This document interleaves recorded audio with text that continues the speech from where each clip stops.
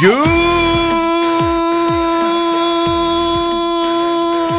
Monday morning. Somebody's ready and raring to go. Football season. Still fighting. And I'm all fired up. Yeah, I mean, I always did come in today. I don't want to get hit by friendly fire. The Cattell Marte fans out there need to take a break. High school football fans. Everybody. Yeah, I've got stories from this weekend, man. I'm just a man of patience. You know me as your humble host, Stephen McCollum, and 17-year NFL veteran, 3-time Super Bowl champion for your Dallas Cowboys, and he might be getting nervous. The Dallas Cowboys backups look really, really good.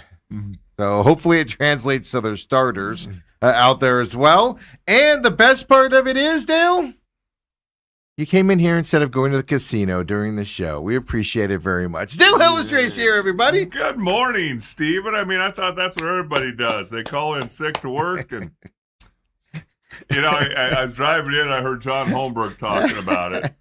And it's like when you're a kid and you're sick and you call in sick to school. Yeah. And then all of a sudden somebody sees you at the mall at 10 a.m. Yeah, exactly, yeah. Oh, yeah. Well, I started feeling better. Yeah. I threw up and I felt better. You still stay home. Perception. Bring the party to you. That's all it is perception. That's all it is. Bring the party to you. And again, we'll get into all that stuff. Yeah, we got to talk about it because just the way it's lit up. Yeah. I was even caught off guard at how much lit. I was ready for anything, and I was even caught off online. How many people just like I had one guy that agreed with me. He kept repeating everything I was saying, and I'm like, dude, we agree with each other. What are you still mad at me about? You're saying the same thing I am in different words, and you're mad at me about what I'm saying. Like what's happening right now? I think this all it does is tell me this Marte situation. We'll get into it. Yeah. Because my stance on Friday night, I mean, trust me, I was at a high school football game and I had people, he wasn't the only one, texting me about it. And it was just like, what is happening? And then the thing that catches me the most is how polarized people are about this Marte situation. I think it says a lot about people's perception of reality out there, people's perception of your sports stars and your expectations of them out there. I think it's a fascinating deal because there's nothing more polarizing right now than bring up Marte's name and watch the differing opinions and how people get upset about it on both sides. It's an amazing thing to see. Yes, Dale. it is. And it's just, and I'm just sitting here going, I have nothing to do with it. We'll get into that as well. Dale's going to have commentary on Twitter warriors out there that I ran into this weekend, both on the high school side. My favorite part, it's football season. These are 15, 16, 17, sometimes 18-year-old kids playing high school football out there. Just from the sideline, Dale, yes, I'm going to have some comments about some SCA parent. I just don't care if you hate me when you see me at your games. I don't care. Oh. So just the behavior of some of them, and and then online behavior, and it's just like, what is happening out there? So we're going to get that commentary from Dale coming up as well. Everybody just take a deep breath. Yeah. Take a deep breath. It's almost September. We're going to be back in the 70s. Everybody can chill. Maybe we're going to be back in the 70s. Last night I'm sitting there and I'm scrolling. Me and Autumn went to dinner. We got tacos and I'm scrolling through it. And it's like this week, above 112 all week. Yeah. But they know their weather like they know the back of their head. I mean, come on. The storms moving through last night. Quiet all week long. Just hot. They said last night and tonight. Last night was 20% chance. Tonight 10%, and then they said no chance of rain the rest of the week. Yeah. Okay. I'll believe bet that? you right now the $10 that Ethan gave me change. I'll bet you that there'll be something happening Wednesday, Thursday, Friday. I know. I was sitting there last night, and then I even saw they're like, okay, this storm's rolling through Central and the West and the East and the West Valley. So I'm like, all right, cool. We're free. We're fine. Like 10:30 last night, I'm like laying down in the bed. I'm getting ready for the show, and at 10:30, I'm like, all right, I'm gonna lay down, get some sleep, whatever. My windows sound like it's going to break again, and just rain coming down, dust, and I'm like, I thought this was only rolling through the West Valley. 50-mile-an-hour winds. I'm Jeez. just like, what is happening right now? It is an amazing thing to see out there. But hey, hopefully you're having a good Monday morning out there. And all I can say is, man, like even that Cardinals game on Saturday night, we were there, getting back into our multiple football weekends. Got to get adjusted to that. Yeah. Drove out to Pima, Arizona on Friday night, Dale. Yes. The SCA got their first victory of the year. We'll talk about that. Obviously, Coach joins us on Wednesday. Maybe they have a game this Friday. Maybe. How weird is that It's story? usually only the first. Because I was talking with my son-in-law Alex, who's down there, and we could get into it right now if you want. Or Yeah, no, let's go right into it. High school follow-up here. I'm now a limited schedule. The big boys get started this week, meaning 5A, 6A. Most of them get started this week. 2A and some 3A schools started Friday night. Almost Thursday all and of Friday. 2A and 3A. Yeah, exactly. So big boys start this week coming up and everything. So let's get into it. Yeah. Before you even get into that, I did see where another 2A team that was, I believe, on SCA's schedule forfeited their game. They play them this week, Dale. That's why I said they maybe have a game this week. Oh, okay. I thought you were talking about weather. Nope. I didn't know if they were on their schedule for sure, but This Tuesday. Now that's two teams on SCA's schedule. Tonopah, well, we don't know what's going on with it yet. I know Mike was trying to get a hold of their coach to find out. Yeah. So interesting story. We'll skip ahead to this week then. They might have a game this week. They've already lost Glendale Prep. They've shut down their varsity for this season and no kids and stuff like that. I think 4 or 5 2As or 4, maybe it's 2A and 3A, but 4 or 5 schools have shut down their varsity programs this year after the schedules came out. So there's no place to. There's really no way to replace them unless you go to a higher level. Because everybody else is spelling you. The 2A and 3A, they don't have a bye week. Yeah, and so people can't say we'll add you into the schedule. Yeah. Their schedule's set. Hey, we have the same bye week. How about we play a game? That doesn't happen. Yeah. So and then it was a weird story. We're driving out to Pima like 3 hours before game time. Odyssey, I don't know the whole school name, but it's called Odyssey. Odyssey Prep, I think. Yeah, I think that's what it is. But or Institute something. They're getting ready to pack up and drive out to Tonopah Valley.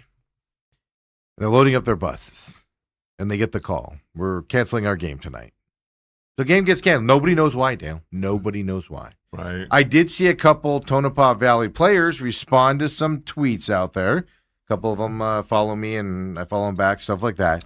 A couple of them said, the speculation's ridiculous. Our game was canceled. We have the players. We were ready to play. Something happened that we're just not going to discuss. That's all that's being said. And we know if you follow Twitter, Mike's reached out to the coach like, hey, is everything all right? Do you have a game this week? Is everything okay? Blah, blah, blah. No responses back or anything. Right. So we don't know if they have a game this week or not. We don't know what's going on with it and whatnot. Yeah. So, and Tonopah Valley it's a big school out there, like 303 and right. whatever. They've been very competitive. They've been a playoff team. Last year they were down. Last year they were down as they were, a lot of graduating kids and kids transferred to bigger schools going into last year and everything. But yeah, so we don't know. But there's something going on in high school football right now where especially at the smaller school level. Yeah, exactly. Big schools, of course, are finding kids, and even then, Saguaro had a hard time finding enough kids this year. Their roster is pretty thin. I think they're only playing a varsity schedule. Yeah, so I can tell you this. I mean, school out. I won't name the school, but the school out by me. No JV team this year because they didn't have enough kids in the JV program, so everybody pulled up to the varsity team. Yeah, and this is a big. I'm not going to name them because I don't want to out them. But you could figure it out. But it's happening even to the 6A schools with that play good competition. It's fascinating. I'm going to have to give a speech here in a couple weeks on a Saturday night at a banquet, and I was thinking, part of the speech would be they want to know about me. Yeah, and I'm going to talk about my life. And at Saguaro High School, when I showed up in 1977, I was born that year, the year of Stephen. 1977. Saguaro High School. They back then it was 3A was the top conference, and then went 2A, single A, and then BC. Now it's whatever, 6A, 5A, whatever it is. Doesn't matter. It only went to 5A when I was in high school. It doesn't really. But we had a varsity team that had about 45 guys.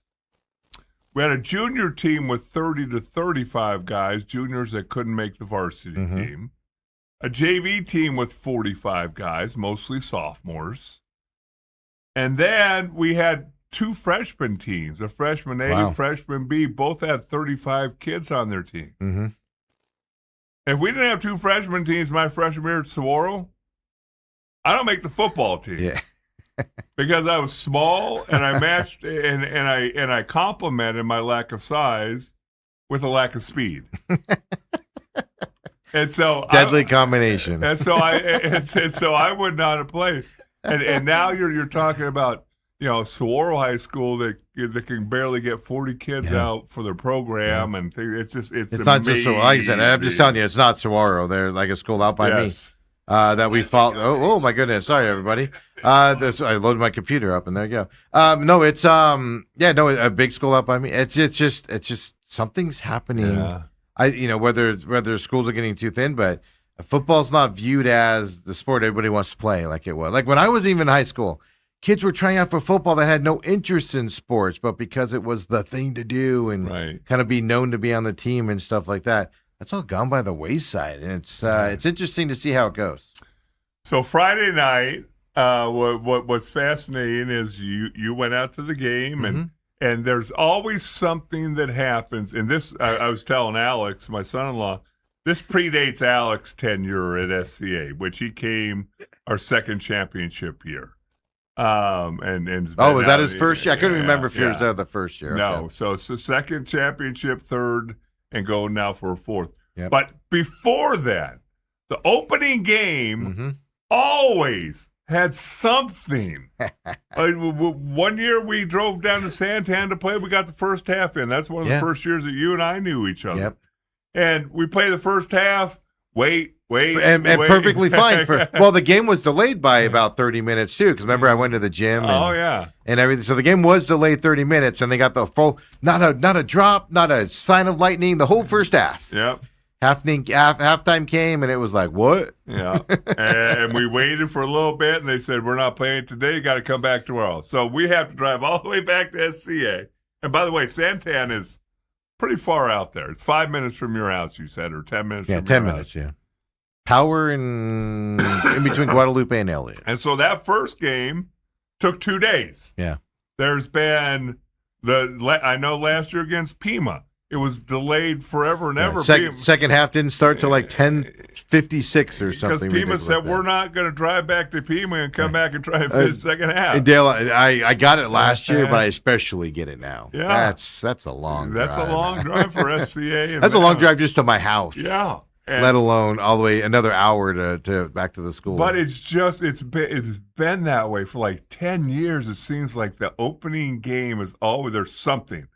So they get evidently, because I went down there, and you correct me if I'm wrong, but Alex said before the game it looked kind of iffy. Yeah, well, so like we got there at because there was a convoy of cars. We didn't factor that in. I was like, oh, there's be no traffic. We'll get out there quick. Well, apparently we got behind all the SEA people, driving slow through the mountains through Globe and stuff. So we got there about 6:35, 6:40 time frame, so about 20 minutes beforehand. Right. But about 10 minutes outside of Pima, just torrential downpour. And I'm like, oh, crap. Lightning, you can see lightning everywhere. And I'm like, oh, crap. I checked the weather app before we left. Right. And I'm like, oh, crap. But once we got through that, it was fine. Okay. So I must have rolled through Pima, about an hour, 45 minutes before the game, probably type of a time frame. And then once we got there, it was fine. But during the game, big old lightning out in the distance. So you look, and it's going away from them. So they didn't call the game or anything. It was a beautiful night. It was perfect weather. Okay. Bugs the size of Texas out there. I swear to God, I saw a small dog just get taken off. So the game goes off without a hitch. Yeah, no problems. And you can talk about the game a little bit, but SCA won. They evidently looked pretty good. Running the single wing. Some guy in his basement's determined what offense. It's the same offense they've always run, by the way. Never changed, but apparently they've changed their offense. But more multiple. I watched a little bit of it. They got more motions and more formations and different formations, but the motions were different. I did not watch the game film afterwards. I'm actually planning on doing that today. It I didn't have seemed time like this weekend. it seemed like some unique formations. Formations were different. That weren't in when I was there. Yeah, they were different formations and stuff. The offense has changed. It's evolved. But I didn't notice the motion differences. But it's also hard to see at Pima. This isn't a knock on them, but their visiting side of the thing is. Do they have a track around the football field? Yeah, they do. So you're far back and stuff like that. And I could have walked across the track and gone over there, but it was the first game. I was hanging back a little bit. Plus, if I would have walked out there, it would have been harder for people to see even more so with me out there. But the game happens. Let's just get that out of the way. They win. We'll talk about that in a minute. Because Coach comes in on Wednesday. But then, Dale, I get in. We go get gas at the Speedway right across the street there. And we're getting gas, and we get on the road, and like 2 minutes down, and we notice the bus is still there. The field lights are still on. I'm like, that's weird. They usually turn those off fairly quick after a game when people get out of there and all of that. And everybody, all these parents from SCA are all filling up at the Speedway and getting their drinks, and everybody's congregating there. We get on the road, and I get a text from Dale. Said the bus, charter bus, not the little white bus. It's an I'm going to blame the company. It's an Aero bus. It has Aero down the side, big, huge, glamorous, soft seats busing. I saw it there all game long. I looked to my left, and it was just sitting there in the lot, sitting there. Beautiful bus. Well, the whole game it sat there, and nobody checked to make sure that it was running. So that game over, they load their stuff on the bus, and they try to start it, and it doesn't start. They usually leave those buses running for a long period of time. Or they'll start them at halftime to make sure, hey, if there's an issue, we can get it fixed. We got a second half to figure it out. Exactly, yeah. Yeah, and apparently they started up afterwards. So I texted Dale back and said, I got room for two. But then there was a bunch of SCA parents there, and a lot of them have minivans and big Lincolns. We were behind a Lincoln the whole way out there. Right. Stuff like that. Like, we could have crammed everybody in at some point. I mean, could you imagine those smelly high school players sitting in your car? Sweaty, and gross. you having to drive them all the way to SCA. That was going to be my caveat. Yeah. I got two, only until Signal Butte. And then you guys got to figure it out after that. You can put them in the basement, Steve. Nobody even know they're there. But come to find out that they bring parts. The parts aren't the right parts. Yeah. So they spend the night at Pima High School. Yeah. No, not even in the gym, Dale. Yeah. I'm like, oh, yeah, open up the gym, the basketball gym. Yeah. Let them sleep on the floor. They're kids. They don't care. They'll sleep on the floors. Yeah. No, not even on the floors. Yeah. In the classrooms. In the classrooms. I mean, I'm not knocking Pima for this. It just seemed a little like, why not? I was like, why not put them in the gym? Right. I'm not knocking Pima. They were great. They opened up the doors for them and all of that. Well, here's what I know. Like, if that has happened at SCA, they'd be put up in the gym, and the athletic director, coaches, whatever, would go get food and stuff for the players to feed them. And yeah, I'm sure they ate. I don't know. That's what was something open that late? Yeah, see, that again. The Speedway. Let's go get ho-hos from the Speedway. Suffice it to say that Alex got back home at 10 o'clock on Saturday morning. So I knew they were stuck there for a while. We got home about midnight, 12:10 or something like that. So that's still another hour if you live up in Scottsdale. Right. We got home about 12:05, 12:10, something like that. So I was just like, they're probably on the road by now, whatever. I wake up Saturday morning and I see that they're still there. They're loading up the buses in the morning. Yeah. That's rough. So the opening day problems. Yes. So they also had problems with refs, and stuff, but they overcame that. I like how Mike was all team building.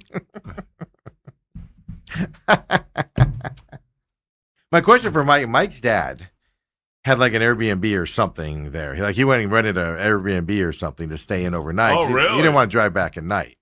He drove himself. And he lives far West Valley. Yeah. And so it would have been longer for him. So he stayed at, and I'm part of me is wondering, like, did Mike go stay at his dad's, where his dad was staying overnight for a comfortable bed, or did he stay in the classrooms? So first of all, good job for Pima for opening up the school and doing the right thing and taking care of them. And I mean, I'm sure there's bad blood between Pima and SEA because SEA's beaten them, really good Pima team twice in a championship game and stuff like that. I think, so I think, I'm not saying there's bad blood, but I know both coaches respect each other and they, Yes. and stuff like that. So I don't think there's bad blood between. Could you imagine if that was like Santan Charter or, one of those schools where there is bad blood between the schools? Good luck to you. Sorry. I'm going home. Yeah, turn the lights off. You got parking lots right out front there. So that was an interesting side story, but that's part of the experience, though, right? Yeah, small school, high school football. Yeah, I would actually argue, and I'm not. This is even different. I would actually argue, probably would have rather because it's dark. It's dark to drive that route. It's late. Like I said, we didn't get home till 12. They wouldn't have gotten home till probably 1:30 with a bus that rides slower and stuff like that than what Miss Autumn was driving. Just leave it that way. Yeah, Robert, I see your text there, Robert. I see your stuff. No, we did not take my EV, by the way, because we would have had to stop and charge it. It's so I thought it was an hour and a half, hour and 40 minutes from my house, Dale. I thought it was closer to Globe than Safford. No, it's right next to Safford. So I was off by about 30 minutes. So it took us 2 hours and like 10 minutes to get there and back. Okay. So 4 hours of driving on Friday night. Yeah. What the heck? With the convoy of people. Yeah. Meanwhile, we're waving at him as we're getting off the Signal Butte. Enjoy the next hour of your drive. So anyway, so it's just interesting how that stuff happens in high schools. But I would argue it might have been good to just stay overnight and just drive back in the morning. Right. As long as you're not all stuck on the bus or whatever. Well, that's the thing. Could you imagine if they were halfway home and the bus breaks down? A lot of things could have been worse. Yeah, then it's breaking down there. They could have gotten 30 miles down the road and been just stuck there halfway between Globe and You can say that now, but Friday night around 3 o'clock in the morning, you're probably like, I wish I was anywhere but here right now. Then you just got them playing a football. Yeah. One kid got hurt, probably, from what I was told, probably an ACL sprain. Imagine him, right? He's sitting there on crutches and everything, just sitting there. I doubt they're bringing out the IVs with good old fentanyl in it. And yeah, like what is that? How it's just like, just terrible. I'm just sitting there imagining like fun experience. Like you'll look back at it and fond memories and stuff, but in the moment you're probably just grumpy as all heck. But I was thinking about it though. I was like, it wasn't a huge SCA crowd, but there was a lot of people there and a lot of big vehicles. I mean, that's the problem. Well, they have a roster of 90 Dales, so it would have been hard to fit everybody into the cars. So I have to watch the game tape and everything. Because like I said, I didn't see the motions in person because I had to stare over. They have some tall kids on that team this year. Right. Even I was all at times. But overall, great game. And a great game is what I mean by is coaching matters. We've talked about this a lot here. We talked about this with the Rattlers, with Coach Guy driving us on Friday and during the season. When the things are going against you, when it's not going right, good coach can turn it around for you, meaning the way you've coached the kids and gotten them ready. And went from a sloppy, first game type situation and things going against you in the first half to that second half where you just take over the game and you start doing it properly. You start advancing stuff. And you start breaking down the other team out there. It's an amazing thing to watch when you see it in person. I saw it with the Rattlers. I've seen it, now with SEA the last 3 years. We've seen it with a couple other teams. Coaching matters, folks. And we talk about it all the time with Torrey at the Diamondbacks and the Gannon last year with the Cardinals and Petzing. And, they just couldn't get out of the way in the fourth quarter. A good coach will get you there. You might not win the game, but you'll turn it around. And it was actually fun. If you saw my video, I interviewed Coach after the game. If you saw that video, he talks about it. Just the adjustments they make in the game. They move players around during the game. Like, okay, this isn't working here. They didn't take him out of the game necessarily. They just like, okay, you're going to go to, so right tackle is going to go left tackle, for instance. Like, you're going to move over here. We need more help on that side. And that stuff just worked for him. Right. It was an amazing thing to watch in person and see how it goes. So, it was fascinating to see. Yeah. Well, here's the thing, and I think I talked about it maybe at Friday's show, the fact that, remember now, NFL gets 3 preseason games. Most people say they're worthless. It's stupid. It's a waste of time. Well, not only are some guys trying to make a team, but it gives you a chance to get your snap count in rhythm, get things going, so you have a well-oiled operation. There's still going to be miscues in the NFL on opening day. Cardinals on Saturday night, 3rd preseason game, and it was just sloppy as all heck. Yeah. Miscues galore. Especially that first half. And so how can you not expect that from a high school team they remember their scrimmage got rained out. Yeah. So they didn't even get to scrimmage against somebody. And the first guys they're hitting against are bigger, stronger than them. At least Pima. That's what I mean. Pima's got some big dudes, folks. But even I'm like, oh my God, I'd hate to go against that guy right now. And I'm bigger than him, and I'd still hate to go up against him. One guy got hurt for Pima. He got up and jogged off the field. But he's on the ground, and he gets up and he stands up, and just like everybody around him, like just went, like shrunk even more. And I was like, anybody check the birth certificate on that guy? Is he really that? Well, those last couple years out of the SCA, we obviously had a rivalry with Pima, and what was fascinating about it, when I think back to it, we went 2-2 against them. Yeah, they beat us both times in the regular season, both years. Yeah, and we beat them both times in the state championship. Mm-hmm. One pretty convincingly, another one that had to have a lot of things go our way. Well, I mean, pretty convincing. I mean, it was a nail biter. They were coming back in that one, so it wasn't like you were, up by 60 and had it in the hand. Like you were, even then, you were like, oh, if they don't fix this, they're gonna struggle a a little bit. They could come back into this and possibly win it and stuff. But I think it was I think it was an interception. Pipsqueak got an interception to kind of blow it open at that point. But they were hard-fought battles. Yes. Yeah, that's what I'm getting at. And then you're driving 3.5 hours to get there, and your first game on top of it. So you're already excited, maybe a little nervous getting there. Oh, yeah. Then you get there, Dale, and I swear to effing God, I don't think there was one play without a flag thrown. In the first half? Second half. Both halves. I think I saw flags being thrown on the drive home. It was ridiculous. In your dreams? It was ridiculous. To one point, I heard somebody on the sideline go, are they going to eventually run out of flags to throw? Their arms are going to get sore. And that's why I want to talk about the parents here in a minute on that side, because it's like, all right, guys. It was great watching one parent look at a group of guys and go, all right, guys, enough. It was so great to watch. But, I mean, it was just flag fest. First half, it was all against SCA. If SCA did anything, like if Pima did something and SCA responded at all, I'm not talking about hitting them or anything, turned around and said the refs threw a flag, unsportsmanlike or whatever they wanted to call on them. Right. Every big play that SCA had was a flag in the first half. It was like, oh, you went for 15 yards, flag. And they were like late flags on top of it. And it was just like, all right, guys. Like, I'm not saying there's not penalties, and I don't know. Some of them I couldn't see, some of the holds that they called. But even then, like, the only touchdown scored by Pima, and I got to look at it on film. I don't know if you saw it. I haven't seen it yet. But I saw it live in person. Ball thrown to the receiver. Oh. Right through his hands, hits his jersey, falls straight to the ground. Pima picks it up, runs it in for a touchdown. Yeah. The ref said he caught it, made a football move, and fumbled it. And I'm like, I was staring right at it. It wasn't even close to that. Right. Then later on in the game, it was either, I think it was a punt. It might have been a kickoff, but it was a special teams play. Number 17 for SCA, who's only a freshman, folks. Kid runs fast and he hits. Lays out the guy who's running it back. Refs down. He's down. He wasn't even close to down.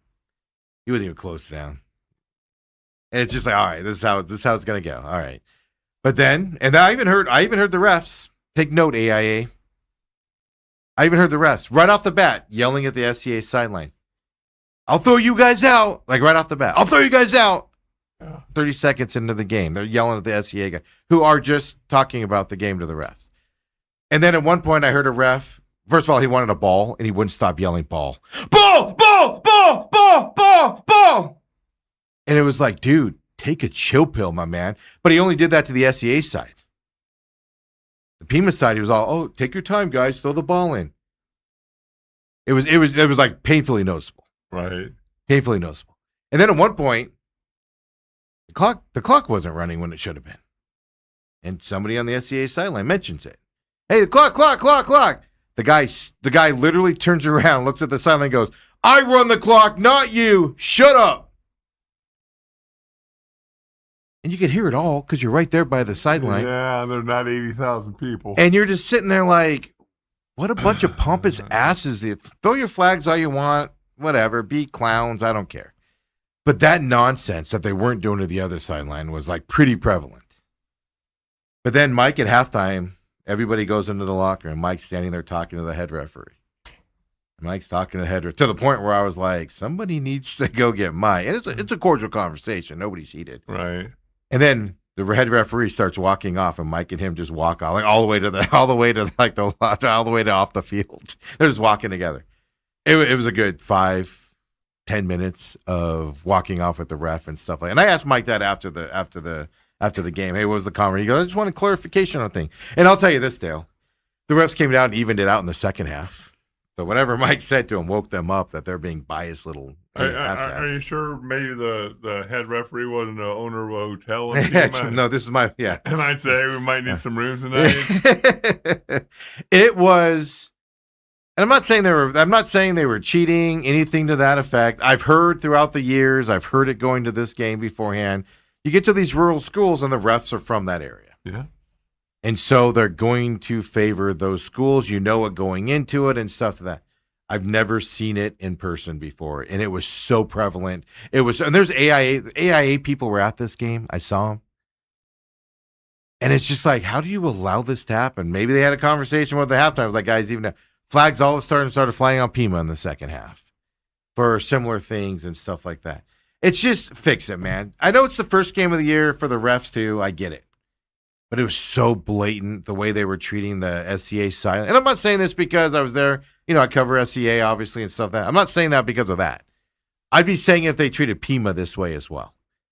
It was an unwatchable game because of the referees, because the way they were throwing flags, the way they were treating one sideline and not the other was just pure garbage.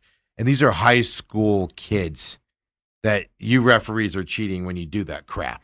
And it's stupid. It's ridiculous. Fix it. Fix it. Well, what's been a problem for as long as I was a part of coaching high school football, 25 years, you go to the small rural towns. AA has an official shortage. That's why they're going to Thursday night games, Friday night games, some Saturday games. Because in the Metro Valley, the fact that they just don't have enough officials. Yeah. So in the rural areas, it's even harder to get officials. Yeah, these referees from Thatcher area. Yeah. They're just 5 miles away. Yes. Everybody, you left Pima and you went, if you're staying overnight, you went to Thatcher to stay. I'll never forget the first time it ever happened to me. This is, I don't know, 15 years ago. We're playing up at Camp Verde. And I hear the coaches from Camp Verde yelling at that referee, not complaining about a play. Hey, Bob. Bob, you missed that. Yes. How do they know his name's Bob? We're on for Wednesday, right? Poker night, right? All right, see you Wednesday, Bob. What kind of beer you want after the game? I've heard it. I've heard of it. I've heard rumors of it. First time seeing it in person was unbelievable. It was just unbelievable, just garbage. SCA rose above it. I'd be saying if it was on Pima too. Referees, the game isn't about you. Dale, SCA would have a 10, 15-yard play. Play would be over, flag. Oh, you couldn't have thrown that if you saw that before? Because the guy ran 10 more yards when he decided to throw that flag. And it was just prevalent. It was just ridiculous. Like I said, I will give them credit, though. They switched it. They switched it to a lot of calls against Pima in the second half. Right. And so they just switch it. But it's like, dude, come on, man. These are high school kids. We're all there to watch them play, not you. We're not here to watch some fat referee turn red yelling for the ball incessantly. I'm not sitting there for 30 seconds into the game after the opening kickoff where a flag's thrown, and you're threatening to throw out the opposing team's head coach and people on the staff on the sideline and everything. It's not about you guys. Knock it off. Settle down. It's ridiculous. You're grown men. These aren't young kids. A lot of times you go to these games and it's a young kid out there refereeing his first game or multiple games. No, these are older gentlemen acting like this. And it's sad to see. It's sad to see in that environment out there. Which then goes to say, to show you how equal I am here, I get it. Last time SCA was at Pima, I did not go to that game. Questionable flags at the end of the game. Let's put it that way. Pima lined up for a field goal. Missed it. Flag was thrown late. They gave him another chance. They ended up scoring and winning the game. Now, we'll just sum it up like that. More stuff happened, but fine. There were parents on the SCA side when the flags were, and it was excessive fouls, don't get me wrong. You're like, oh, of course, another one. Oh, no. Just constantly up and down. They're following the ball down the field, just yelling this stuff at the like a group of them. Right. And I'm just sitting there like, whatever. Head players, whatever. I'm doing my stuff, whatever. And they're probably going to watch this and be like, he's talking about me. But it was great, Dale. I'm down there on one end, and they're doing it. And they actually, it was fourth and it's like 4th and 5, 4th and 3, and Pima gets stuffed right at goal line. So they don't score. And they throw a flag late. And they're like, oh, got rid of it. And then it was against Pima. And I literally watched this parent, saint of a gentleman, turns around and looks at these guys, looks at these 3 gentlemen and go, all right, guys, enough. And they're like, you weren't here last time. He goes, you're right, I wasn't here last time. But enough. Guys barely complained about the flags after that. God bless the guy that spoke up. Right. It's just like, stop. Again, it goes to the same thing as the referees and everything. You're there to watch your kids play. Yes, you want it fair. I don't have a problem yelling and stuff, but it was obsessive. Right. And what's the middle part of your name? Well, if you want to add that part to it. Yeah. Well, that I try not to do that because I get it. People judge them that way. Yeah. But you're absolutely right. You're representing something. Yes, bigger on top. And you do. You're expected to you're expected to act differently. Yeah. And I don't do that because I don't think it's fair to do that. I do. But yeah, I know. But a lot of people do. But you're right. It's a bad look from that side. So it's just like, I know first game jitters. We're done. Let's move on with it. From those 2 perspectives and stuff like that. But it was a great Friday night. Weather was perfect. I'm not kidding you. Bugs were ridiculous. Dale, I don't know where these bugs come from, what volcano they come out of. But it's fun. And Pima's facilities are amazing. For a rural school and everything. There is absolutely fantastic school. Is there a turf field? I know, it's all grass. Okay. Yeah. Little long grass. I noticed the grass was a little long. Slow down, everybody, a little bit. Yeah. Slow them down. Their home side for a rural school is amazing to see. The visitor side lacking a lot of aspects, but I'm also all for that. Make the visitors struggle a little bit. I'm okay with that. You're coming down here. We're not going to roll out the red carpet. I'm not going to argue about that. I kind of was like, all right, good play. I stood the whole game because there was no place to like sit or nothing. And if you sat, you wouldn't be able to see anything. But very personable people down there. Fantastic there for Pima. So you got to give them the credit for hosting the game, obviously, and their attitudes and their support and stuff like that. It was fantastic to see.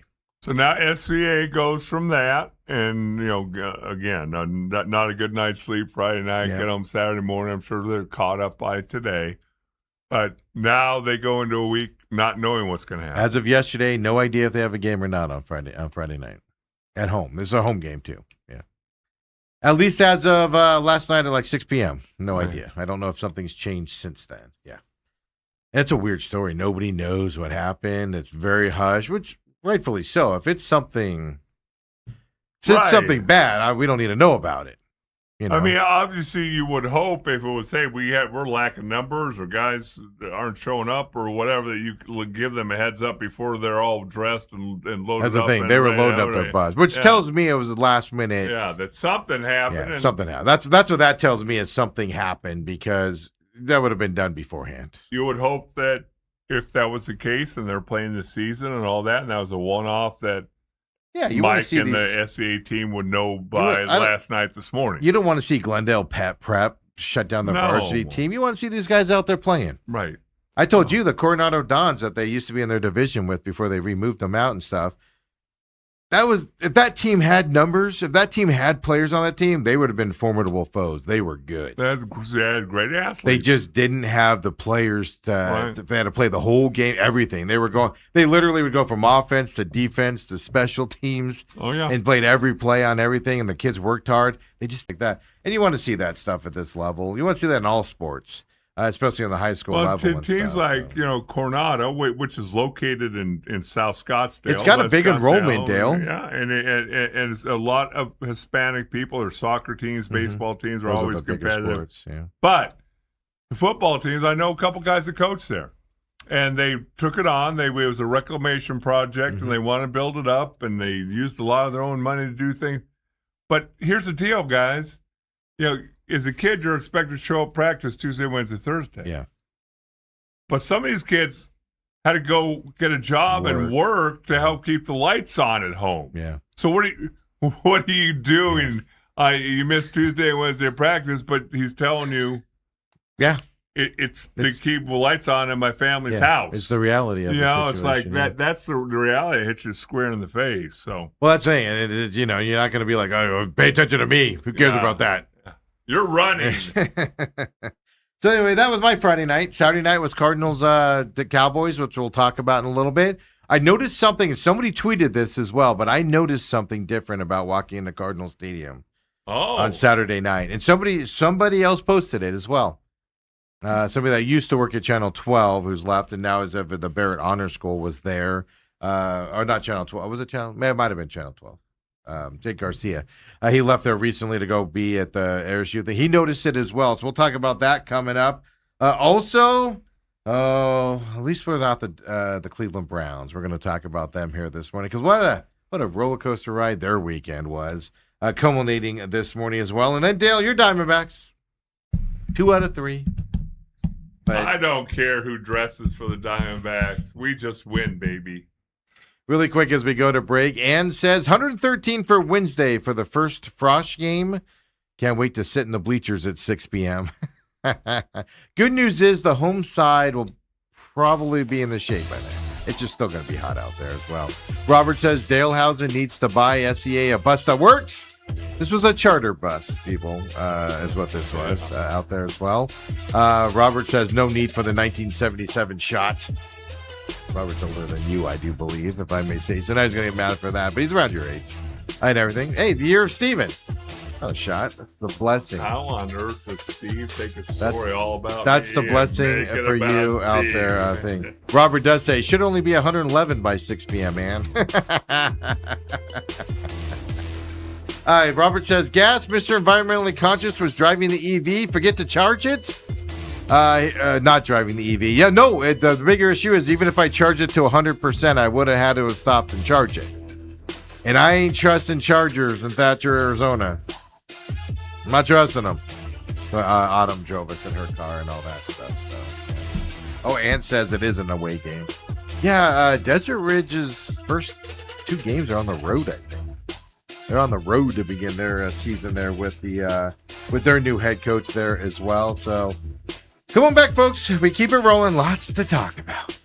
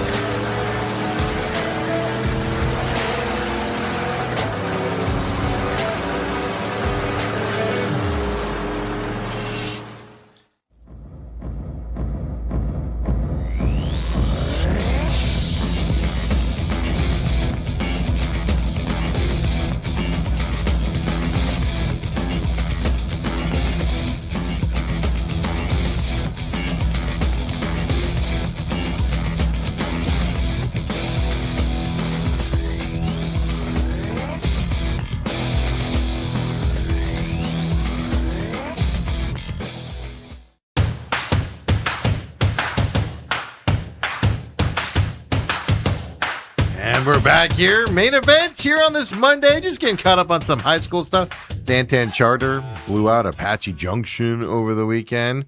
Woo! Like 60, I don't know, 65, 66 to nothing, I think. Apache Junction used to be like a playoff stalwart.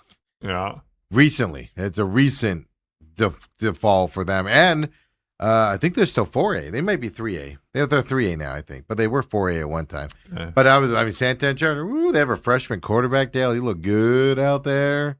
Woo! 2A is going to be fun this year, man. 2A level is going to be fun. Yeah.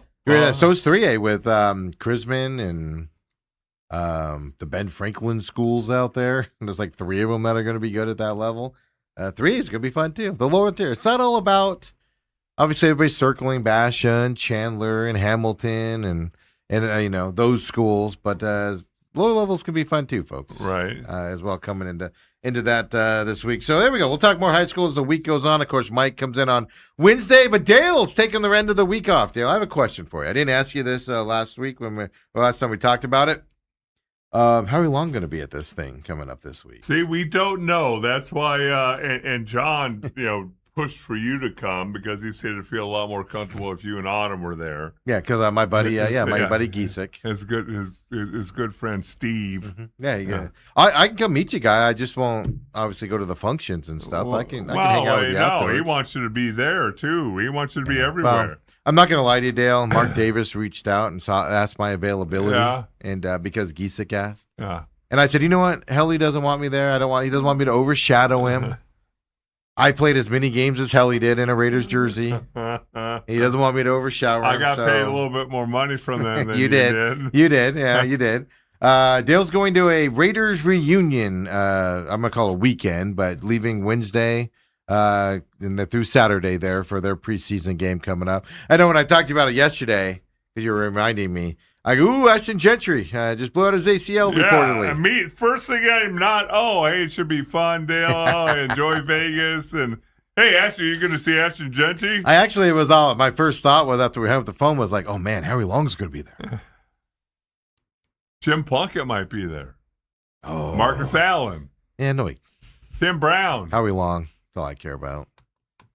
Howie Long lives up in North Scottsdale. Does he still live? I didn't know if he still did. Does he? And he goes to L.A. for his. Yeah, for he's like a recluse. Yeah, well, yeah, you never see him around town. No, he's turned into a super, super, super nice guy. He's turned into one. When he played, he was an arrogant, really good SOB. Yeah. But no, over the years, I've seen him at different functions and all that. And again, I've met him. Talked to him a few times, remembers my name. How are you, Helly? He calls me Helly and all that. So, but boy, when he played, I don't know if there's a more arrogant cat. Well, he earned it. I mean, he backed it up. Let's put it that way. He backed it up. Yeah. I didn't even think about Tim Brown and those guys. Yeah. Well, so everybody knows, and they do this every year. John and I decided let's try it. Well, John year. Giesick, let's be clear. We know a bunch of Johns in our life. John Giesick, who was at the Raiders. You got him to trade him to the Cowboys. I got the Cowboys to trade for him as well, and then he went to Washington after the second Super Bowl. But he was in Los Angeles when they were with the Raiders when they were in Los Angeles. Played about 5 years there, and so he knows a few more people than I do. And but last couple of years we talked about it. I said, I don't know. I'm not going to know anybody, but maybe you do. And so I said, hey, maybe you'll see the trainers that were nursing your injury. I don't know. The trainer's about 70 years old when I was there. I don't think it's around anymore. It's Mark Davis. They keep everybody for a long time. That's all I'm going to say. We said, let's both go together, bring the wives. That way, if we don't know anybody else. Yeah. So we're flying in Wednesday. Yeah. They have a nice dinner, cocktail party Wednesday night.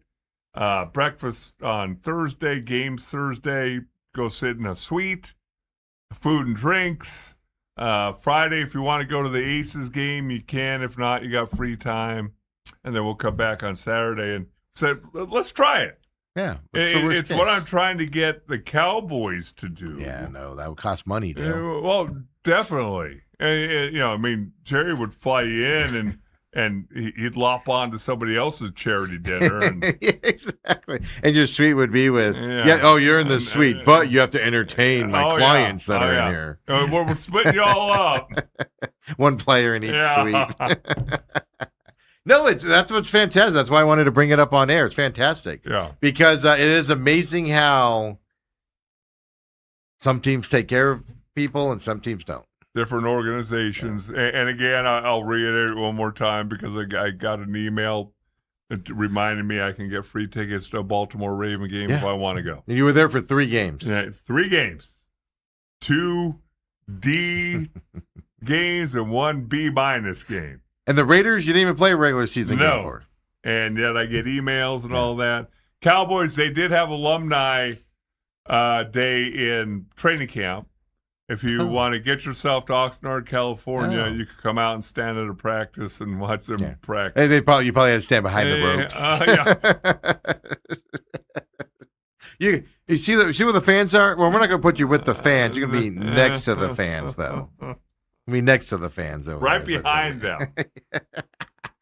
It's amazing. That's why I wanted to bring it up. It is amazing to see the difference because it's just like man, if I was an NFL owner, I'd have every player that's played for you be like, you come to anything you want, get over here, because you use that as leverage for your sponsorships. Okay, but tell me this, Steve, stuff. and it's interesting because I brought this up with another guy that's from Dallas, not associated with the Cowboys. To me, Jerry Jones's main success was in the 90s. 3 Super Bowls in 4 years. They won a lot of games and was the talk of the town. Was everybody wanted to be Cowboys or liked them or hated them. Constantly there. 5 or 6 years, we were us and the 49ers, the cream of the NFL. Yep. Now, to me, that would be a reason to celebrate. Like, I've always said this about New England. You win 7 Super Bowls, you can't have a reunion for every one of them. No, but every player that were on those teams would be, hey, you come to a game, you call me and you're in. Yes. Not I'll give you 10% off a ticket. No, you support, especially when you win. Yeah. But I would even argue it's more important when you don't win. But see, that's what this cat brought up. He said, do you think Jerry just doesn't want to be reminded of the glory days since it's been 30? Yeah. Plus. Because, like, the Cardinals bring back players, and I, who've had season ticket holders since 96. I see who's there on the club level. And I go, yeah. But well, hey, be careful. That could be me. But well, yeah. If you were a media personality, I'd have no idea who you were. I'd go to a Cowboys function and be like, long snapper. It's not a knock on the player, but I'll tell you this: people talk to him. People go up and do it. Some people will remember them. Oh yeah. Some people will do that. But more importantly, right? Oh, hey, kid, this guy played for the Cardinals. You weren't around. He played for the Cardinals, Sun Devils, 90s, whatever. Right. Here he is. That goes a long way for your fan base. No doubt. And stuff. And then add to it, Raiders have made Super Bowls. They won them with John Madden back in the day, and they've made Super Bowls since, right? And stuff. But just having guys there just reminds you of those times. Yeah. Seeing Tony Romo, Dak Prescott, that's exciting, sure. Yeah.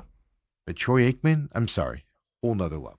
Michael Irvin. Whole nother level. Yeah.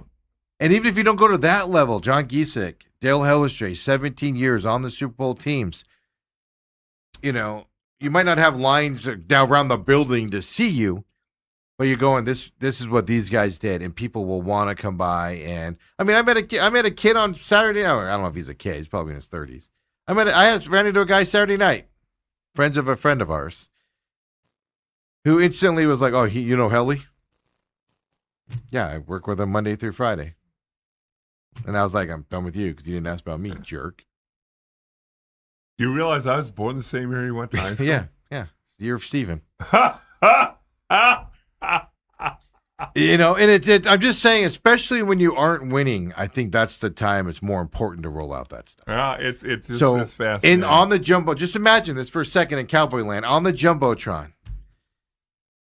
Boom, goes to a suite. And they just flash the name up there. Even if most people are like, who? There will be people in there going, oh, that guy played in Shante Carver. Members of the 1995 Super Bowl team up in the owner's suite. But even if it's only a couple where somebody's Right. like, hey, I'm in Dallas. I got my family. Can I come to a game? Yeah. Absolutely. Come on in. Cowboys, if you don't know, go, here's 5% off. It might be cheaper for me if I go to the Dallas Cardinals game. It might be cheaper for me to buy tickets through the secondary market than get tickets from the Dallas Cowboys offer that Dale will give me. Oh. I just don't get it. I don't get the layout on this stuff, but Dale's gonna go do that and everything. The only one I even like I said, I care about is Howie Long. Yeah, me and Howie Long could be best friends. Maybe that's why Giesick won't let me close to him. And John and Howie used to battle.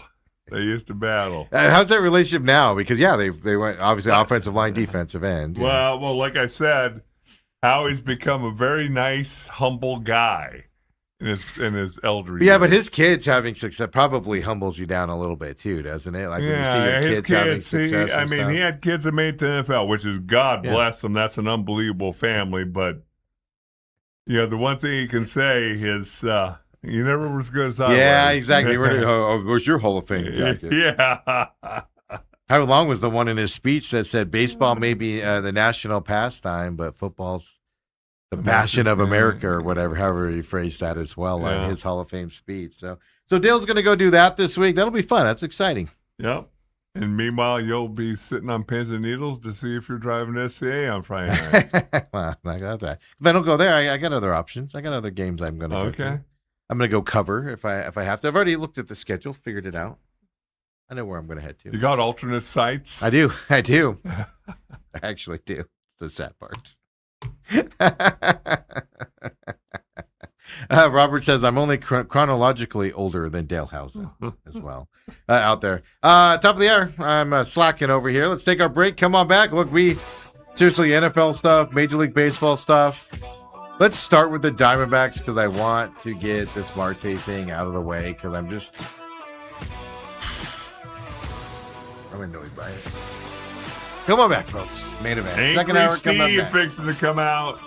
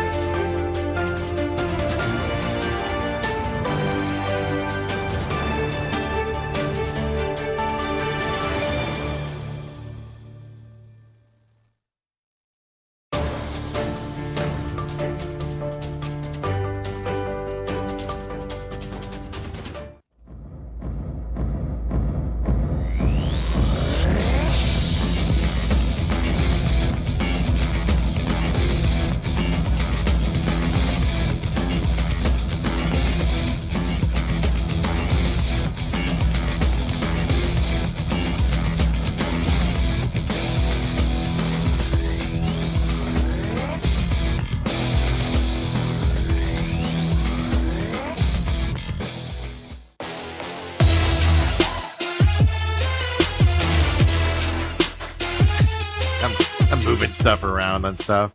Hey, Dale, it has been bothering me. Move your chair down a little bit. I noticed that earlier, and I should have told you earlier. I look down on you.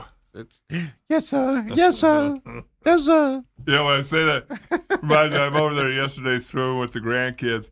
And Scott, has a pool fence, and so there's a lock. And as you walk out now, I used to keep it outside, but the wind's blowing it everywhere, so now it keeps it inside. I said, well, where is he? So it's right by the door. It's eye level. So I go, no. You're looking eye level? And I go, no. It's 2 feet above my head. I said, whose eyes level is that? He's not that much. He's taller than you. No, Maybe about your height, he's right? about my height. Yeah, I was gonna say because he's a little bit taller than eye me. level, But he's not. Yeah, my point is he's not that much taller No. than you. But the kids now can grab a chair and they'll open the front door. That's the problem. You gotta protect it from the kids there, so you gotta put it all high. Ann says on the YouTube chat, don't forget, live here on YouTube, TME Media AZ, 8 to 10 a.m. Of course, on demand on YouTube afterwards. Catch our programming there. McCollum on Business, the main event here, the pit stop. New episode coming your way this week. That DC race yesterday was so much fun. Watching all the flyovers and then the race itself with the Capitol in the background. Just gorgeous race yesterday from that perspective. Playoffs coming for NASCAR here. Last one more week. This is the final races here before the chase is set for the O'Reilly and the Cup Series. So catch Pit Stop this week. Of course, the Real Matrix is over on Rumble, along with all of our programming for those of you that prefer Rumble out there as well. And Ann says, am I going to see you at Gilbert on Friday? Because that's where Desert Ridge starts their season. One of my options. When you're in demand, Ann, I mean, when you're not quite sure what that feels like. When you're in demand, you're being pulled like the old who was this, the guy Stretch Armstrong. I'll put it this way, like something. And this is because of you guys watching us here as our monitors go out. That's always freaks me out a little bit. But the thing that amazes me with what's happening, and it's all because of you guys watching us now and those of you catch us on demand, is I actually had somebody reach out and they said, hey, can you come to X school this year and come watch a game for us and come cover this game? Somebody with the team actually reached out and asked me that. Really? And I was like, nice. Now, which means the brand's getting out there and stuff like that. Are you sure they want you, or do they ask for Helly? No, this one's me. This one's me. Yeah, they were like, do you have Dale's a way to contact Dale? Yeah, and it was good. I mean, look, like I said, I've always wanted to do like a lower level, like lower level meaning 2A, 3A, maybe a 4A type show, because everybody focuses on 5 and 6A, or maybe even the 5 and 6. Like, you guys know, I do Desert Ridge. Queen Creek, which has success. They have a new head coach this year. We're going to refollow them like always and stuff. But, I think it's important to cover the teams that aren't the best teams out there. It's interesting because Brad Sesmat and I have had many talks about that. And yes, every TV broadcast through Cox and all that, you're always going to get a bash. Hamilton and Chandler, Centennial of Liberty.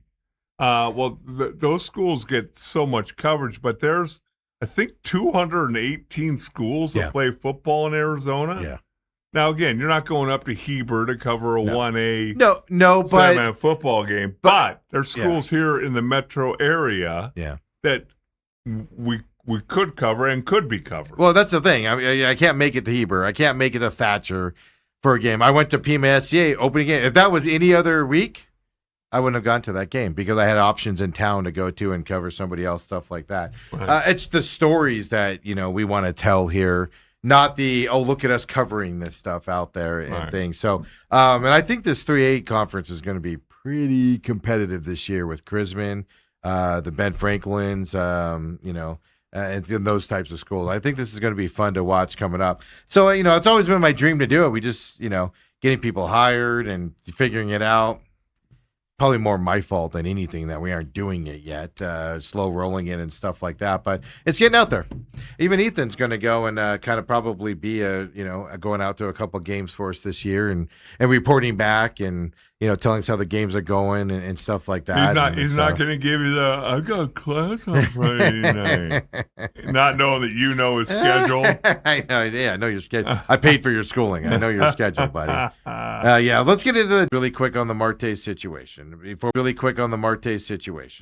we get into the details of what's changed over the weekend, what happened over the weekend, etc. I'm fascinated by this story for one specific reason.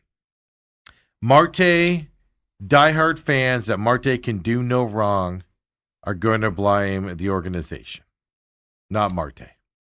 Then you have people like me. They're screwing it up royally on all aspects of it. The organization's screwing it up. Marte's screwing it up. And that's not even the organization's discipline of Marte or lack of it.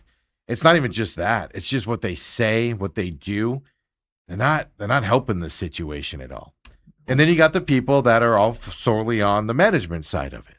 And it's a fascinating dynamic here to see the difference. I will say Marte has less fans today than he had before last Monday, which I've noticed that trend as well. I've noticed older people tend to be more on our side, Dale, where he's just a selfish, not necessarily because he's just selfish. He's a quitter, stuff to that effect. They seem to be on that side. Younger people seem to be like, yeah, he needed a day off.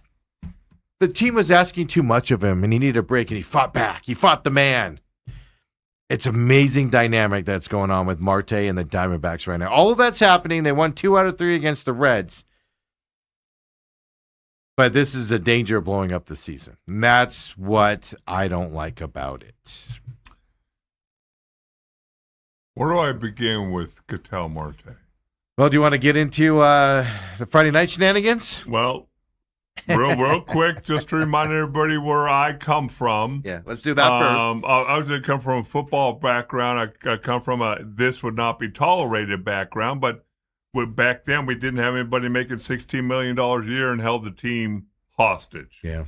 And that's what and that's what he's doing. Dion held, just to use an example, Dion, from what your stories are and what I remember, Dion held the team hostage, but never. Emmitt Smith held the team hostage for 2 games to win that. 2 games, but he was not under contract. Yeah, well, that's the difference. He was a free agent, okay. and so he was a negotiated contract. Everybody understood that. That was again one of those Jerry, I'm going to play Russian roulette and hope we win the 2 games, and he wins. But we didn't. Yeah.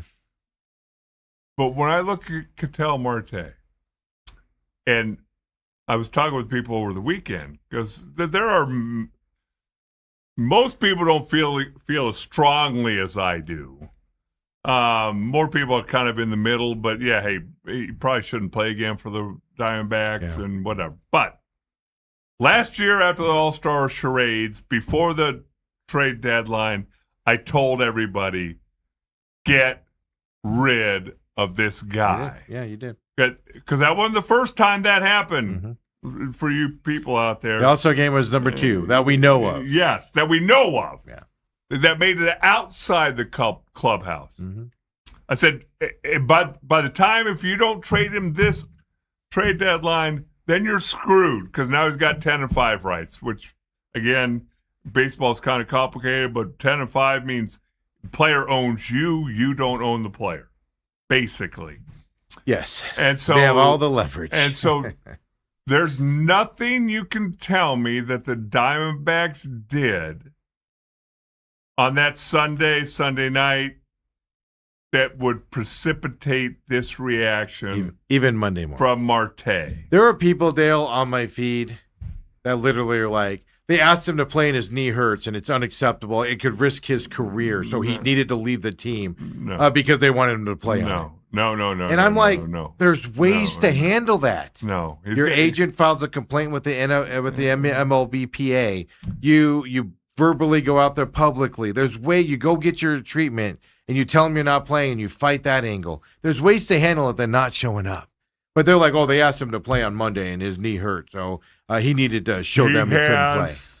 What? And the MRI confirmed he has knee swelling. Soreness. I think they said swelling in his upper knee. Well, he should have been at the training room on Monday putting ice on it. That's the thing. Rehabbing it. But then going to Friday night. So those are our stances. Okay, my stance is Ketel Marte quit on this team again, and I don't like it. And let me put one more caveat there. Most of the people that I see that have any backing of Ketel Marte have not played even up to the college level, much less the professional level. So you bring that up. I hesitate to bring that up because, one, I haven't played at those levels, right. One. But then, two, I hate that. You can't talk this because you never played it at that level. But I'm saying, as a guy who has... That's the thing. When you betray your teammates, you're under contract. There's not a contract holdout. There's not a there's acceptable. Not a money thing. Well, somebody brought up the guy with the Tampa Bay Buccaneers, a defensive lineman that just signed and he held out. Via Vita. And people people go, well, he held out. That's an acceptable way to negotiate your contract in the NFL. And it's preseason. Yeah. If Ketel Marte begs out of a spring training game. This was a game on a Monday night when he's expected to be there, like in the middle of the season. No, the reason why this is so shocking and such a conversation is because nobody does this. And so they had their meeting on Thursday. Yeah. Whatever happened. He's on the 10-day injured list, whatever the hell that is. And his knee hurts. His knee hurts, so he has to go on the IL. They want him away from the team is what that's one way to do it. But they're paying him now. They could have kept him on the reserve list and had him get rehab, etc. And then he could sue. He could file a grievance, but whatever. So they're paying him. And his first decision, after this big hullabaloo and a week-long distraction to a team in the playoff hunt, his teammates who are relying on him. Who really quick, because you're going down the story, that on Friday were answering questions before the game about Ketel Marte and his absence before they play the Reds on Friday. That's the distraction we're talking about. He's not even there. Before the game, they're doing that. Go ahead, Dale. And so at about 7 o'clock Friday night, I get a picture of Ketel Marte sitting at a blackjack table. Yeah, and it was from a dealer, by the way. That was my favorite part. No, the one I got was from a trusted source. But what I'm getting at, it wasn't from a fan walking by or anything like that.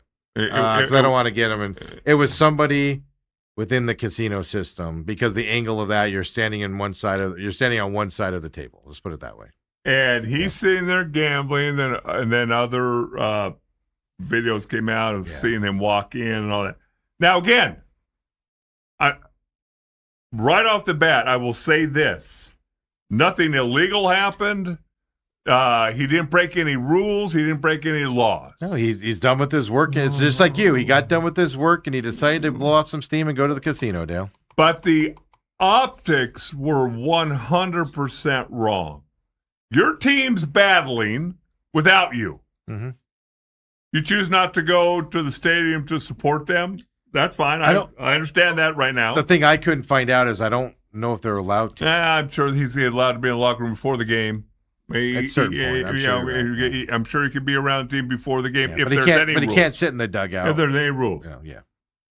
He chose, and the thing that blew my mind was there's nobody in his camp, whether this agent who's talked more than he has this week and went to the meeting and all that. That's true. Well, whether it's one of his buddies didn't sit him down and go. His wife.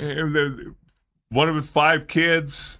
None of them sat him down and said, Ketel, this is a stupid idea that will be looked at you crapping on your team. Mm-hmm. That's the optics of it. Yeah, and I'm saying from inside a locker room, I would see that.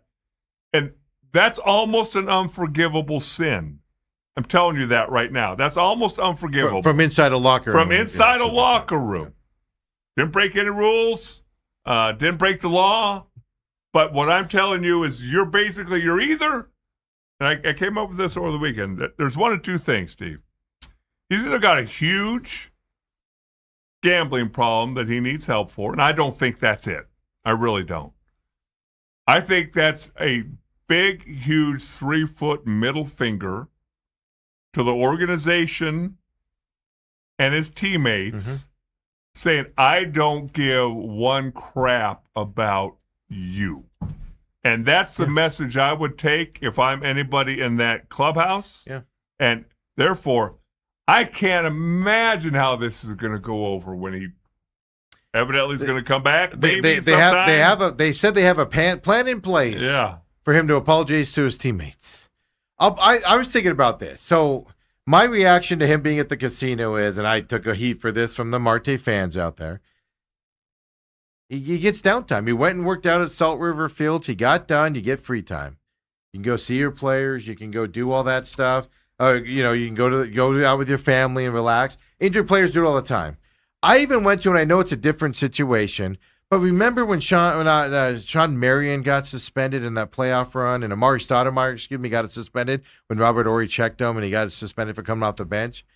Robert Horry went to the bar across the street from the arena, because you're not allowed in the arena when you're suspended. Right. And he was watching the game there with fans. Right. But he was close to the arena, perception-wise, and things of that. And that's what it comes down to, and I agree with you. And I've never been in a locker room at those levels to know it, but my reaction was when you sent me that picture, and then later on the way back home from Pima, and then Saturday morning, the reaction tells you when majority of people get it, it's an optics issue. Yes. When you're already caused a distraction all week long, and you go out there. It was such a distraction, folks, that Torey Lovello was asked, as soon as the game ended, goes to his press conference, and he's asked about Marte being at a casino. Oh. And that could have all been avoided if he just would have not gone there. Go have dinner with the family and all that. But when you're doing something like gambling, we have an influencer here in Arizona that got the word that he was there, got off his couch, and went down there to see it. First of all, stalking vibes for anybody that does that. Don't show up where your superstars are when you find out about them. That's weird. But that's how big of a story this is, whether you like it or not. Optics-wise is where it went bad, and it continues to be a distraction. And trust me, I had people Marte fans just tell me what an idiot I was all weekend. I was kind of having fun with them out there. And then Torey came back on Saturday and said it's an optics thing. Yeah. And now the Diamondbacks are answering more questions about Marte than their series win 2 out of 3 against the Reds. That's the distraction that I'm talking about. That's the, like you said, the middle finger to the team. He is either tone deaf to how he looks in this area. That would be like Michael Jordan getting suspended and then going like, I'm going to go gamble instead of watching my team play. You know what a distraction that would be to everything? So a week of distractions, and Friday night it's another distraction. And not realizing it is where you're just like, this guy's tone. This guy doesn't get it. Here's what I want to ask of the people who are defending the move to choose to go to Talking Stick to play blackjack or whatever game he was playing. Get a big stack there too. Try and put yourself in a locker room situation with 25 guys who've been battling all year. There's 25 games left? Yeah. Ish. 20, 30, I don't know, yeah. Been in locker rooms together all year long. There's been sweat, there's been, I don't know how much blood there is, but you've been grinding as a team. You have guys that are playing injured. You got Arenado, who whatever a trunk injury is, played a long time. Soroka obviously had something wrong when he was pitching on Saturday. He didn't look right. It turns out it's an inflamed shoulder, but he's out there trying to gut through it. Yes, is another example. And so all those things go into it. You abandon the team Sunday night, Monday. You go the entire week with no communication from all of his teammates that I talked to until the meeting day on Thursday. Yeah. And that's still a little bit of a mystery. But other than, okay, we'll put you on the DL and whatever.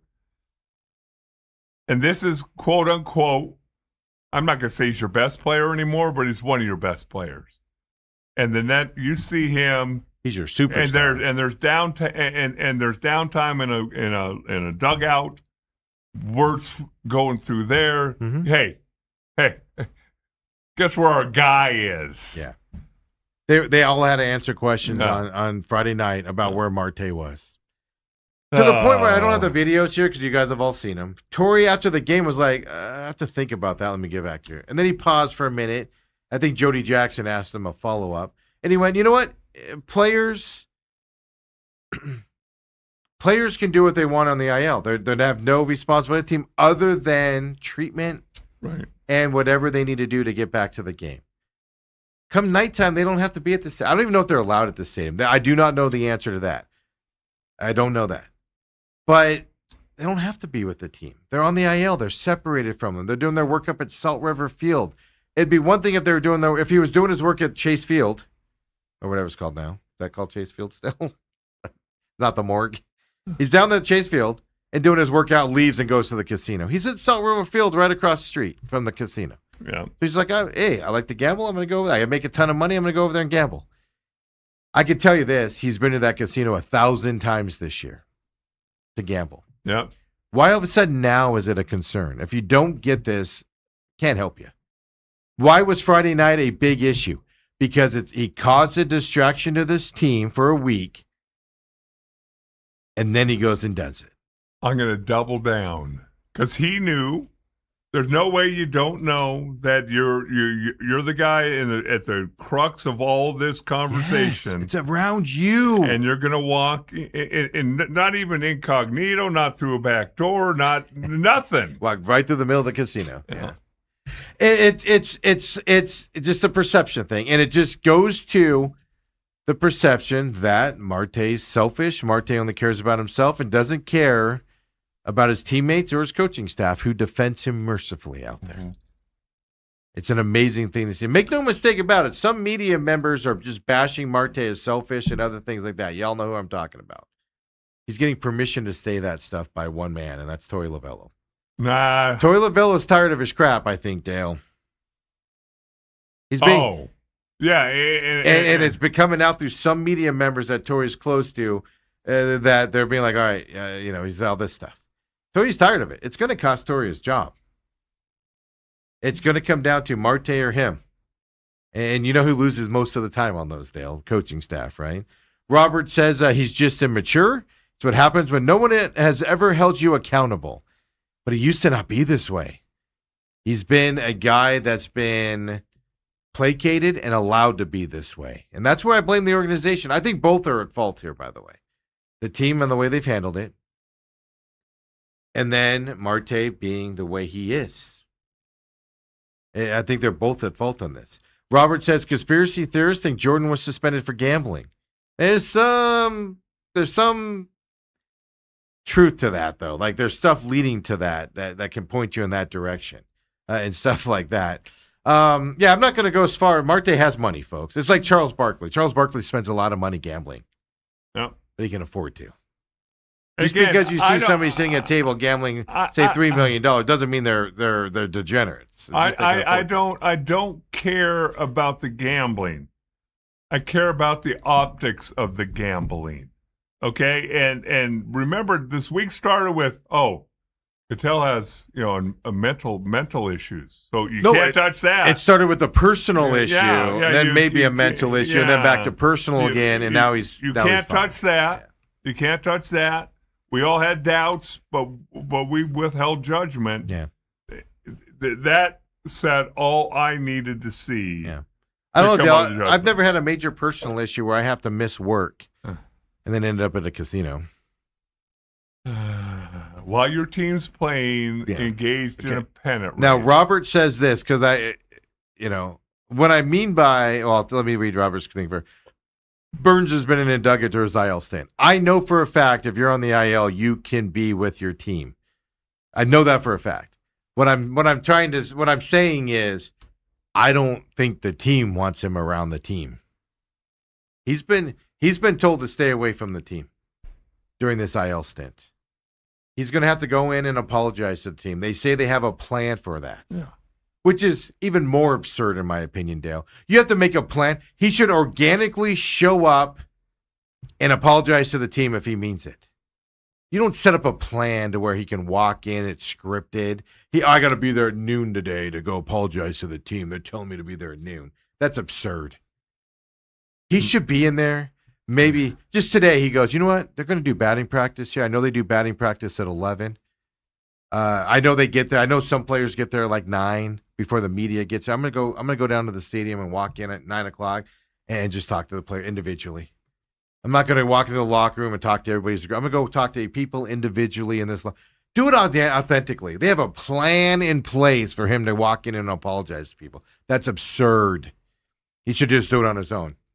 Make no mistake about it. The Diamondbacks don't want him anywhere around the team right now. That's the issue number 2 with people freaking out about it being at the casino and saying like how the team's. I'm just telling you guys, the team has told him not to come around. They want him away. Let things settle. Let things calm down. Now, going to the casino, they didn't plan on that because that put a wrench in it and probably caused more divide. But it's just amazing. The perception level is what I got. It's just continues. There are people, Dale, on my feed going, he's not a distraction. The distraction is the Diamondbacks, the management. And I'm like, if you don't understand, Friday night, Saturday morning, they're answering questions about Marte at a casino. That's a distraction, folks. They should be focusing on that day's game and stuff to that effect. Ann says he should already have been apologizing to his teammates. That's my point. You don't schedule the apology. Dale, he has their numbers, and if he doesn't have them, he can get them. His mode of operation. Hey, Corbin. Has been, I'm not responding to anybody's texts. Yep. I'm not telling you what's going on. I'm sorry. And maybe my locker rooms were different than this locker room.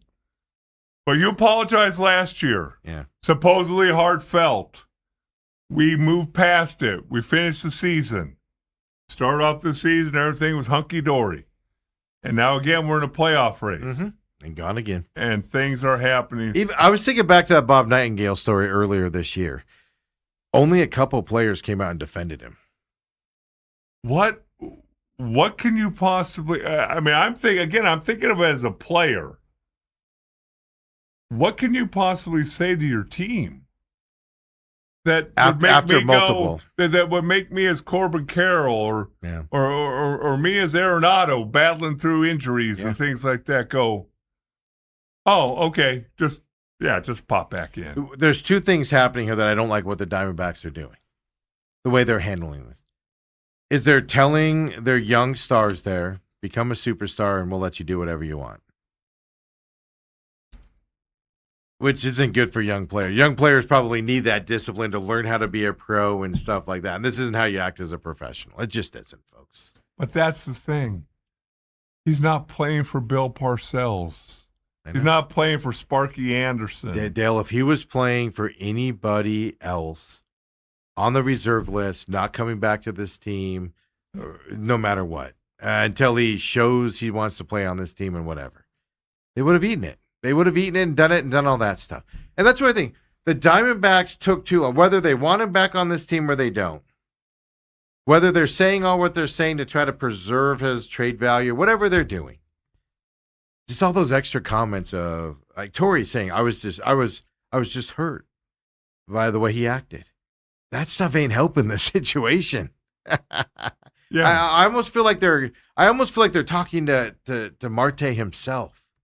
And maybe they're trying to use the media for that. But see, I can see where Torrey's come from because I guarantee you, Torrey had to do a lot of damage control last year in that locker room. Even at the Bob Nightingale story a couple months ago, Torrey was the guy going, there's no rift in this locker room. I don't like that story. There's no rift in here. When there's an obvious rift in the locker room. Torrey has stuck his neck out. And you and I touched on it last week.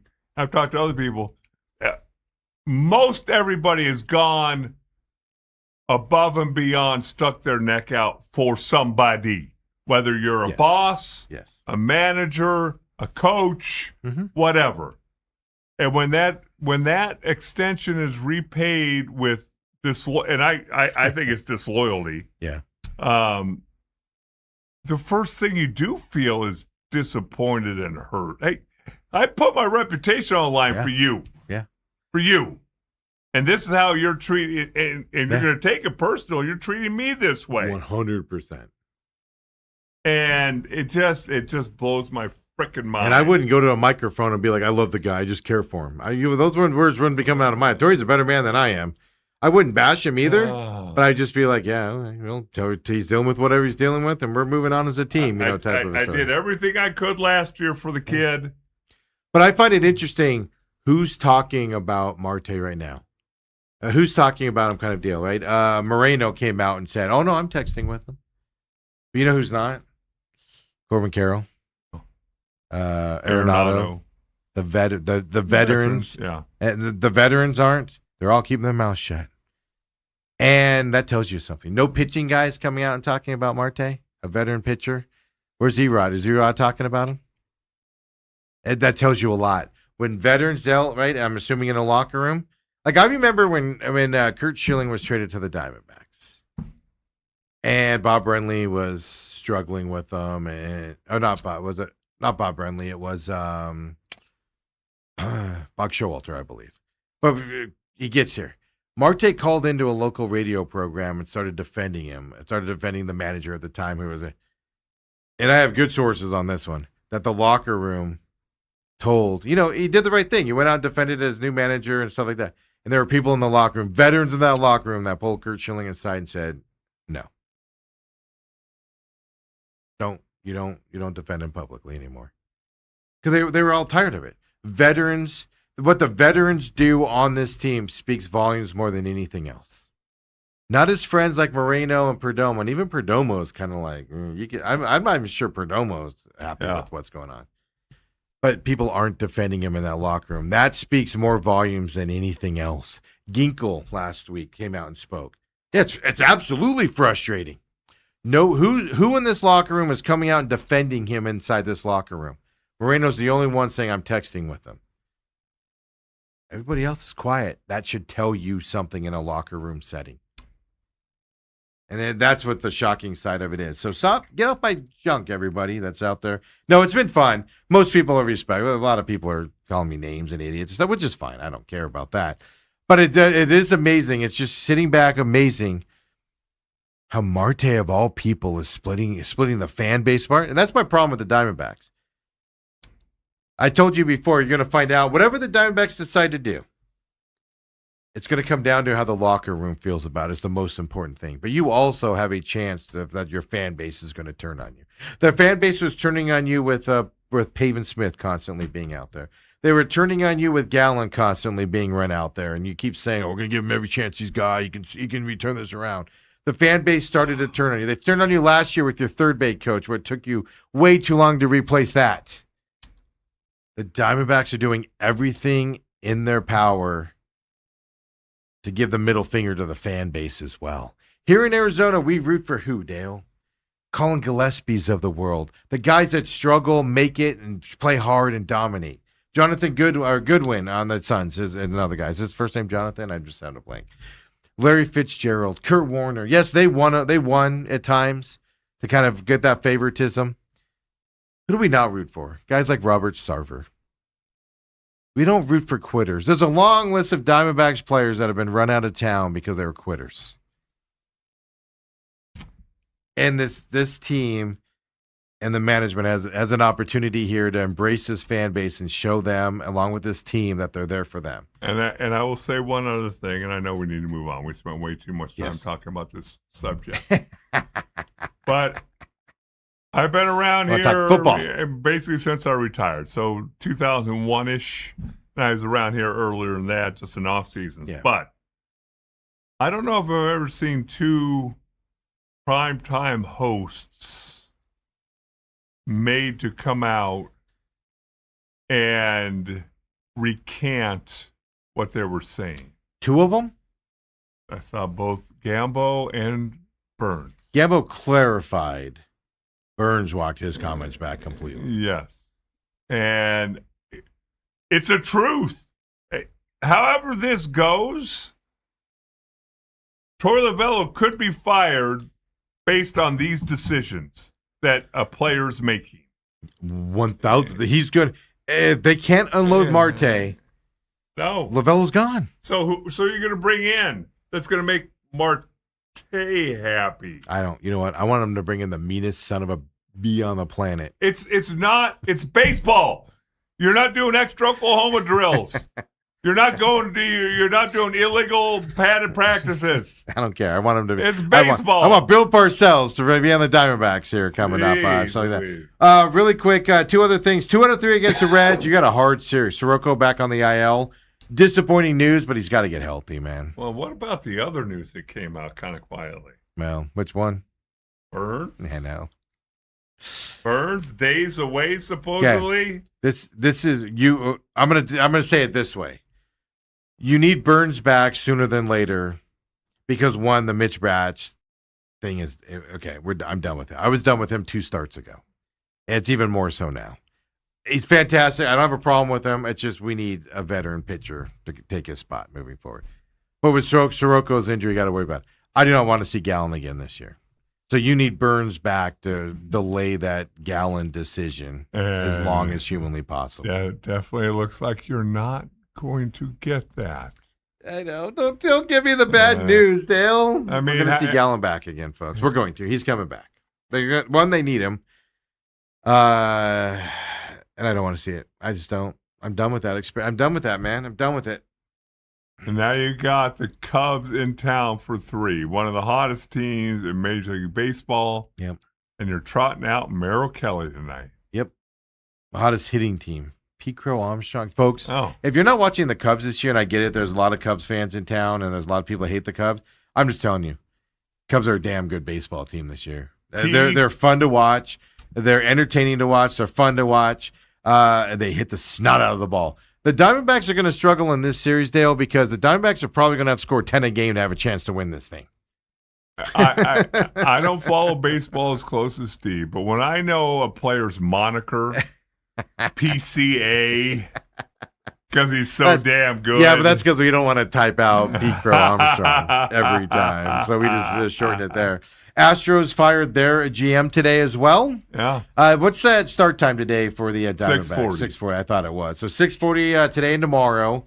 A day game on Wednesday. I don't have that schedule in front of me. I would think so. I'm looking at it. I got it right here. 12:40 p.m. against the Cubs. And then you go to the Giants for 4. Look, throw up the NL wildcard standings as well for me, if you will, here. Look, here's the thing. With all we've said here, the problem is whether they bring Marte back or not, this Monday coming up, a week from today, is going to be distraction day for the Diamondbacks again. Because if Marte comes back or not, people are going to have to talk about it. They're 2 games back from the Padres. Here's the problem. Phillies and Padres are just they're playoff mode. Ding. Phillies have Seattle this week. Padres have Pittsburgh. Diamondbacks have the Cubs before they go to the Giants. Well, I guess one thing is, good thing you didn't play the Cubs 2 weeks ago. At least they're 4-6 over the last 10. Okay, they're scuffling, but okay. But that Philadelphia Phillies team, 9-1.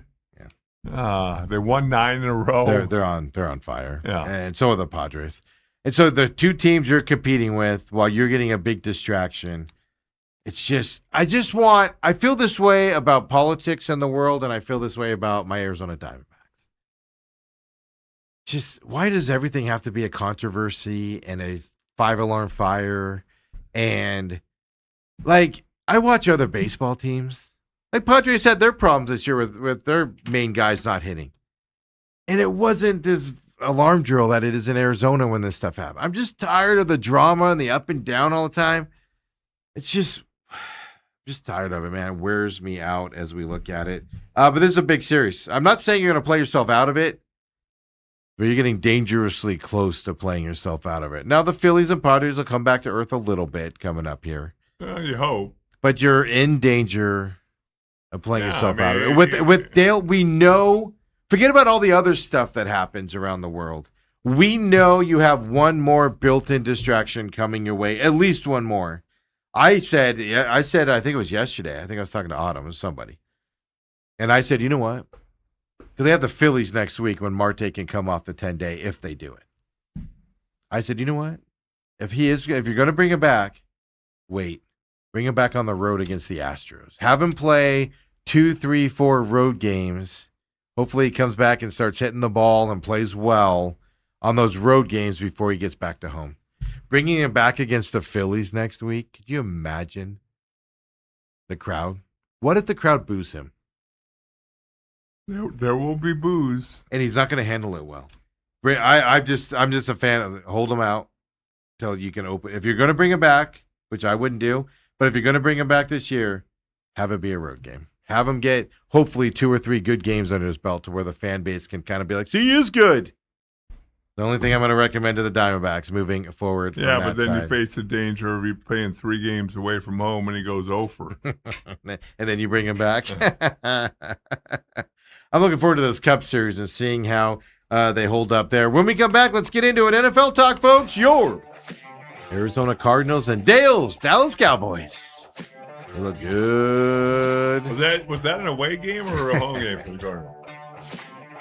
We stopped at 8 on the way out there at the taco place we always stop at 99th and McDowell and Dale. It was just all blue and silver. Let's go, Cowboys! Come on back, folks.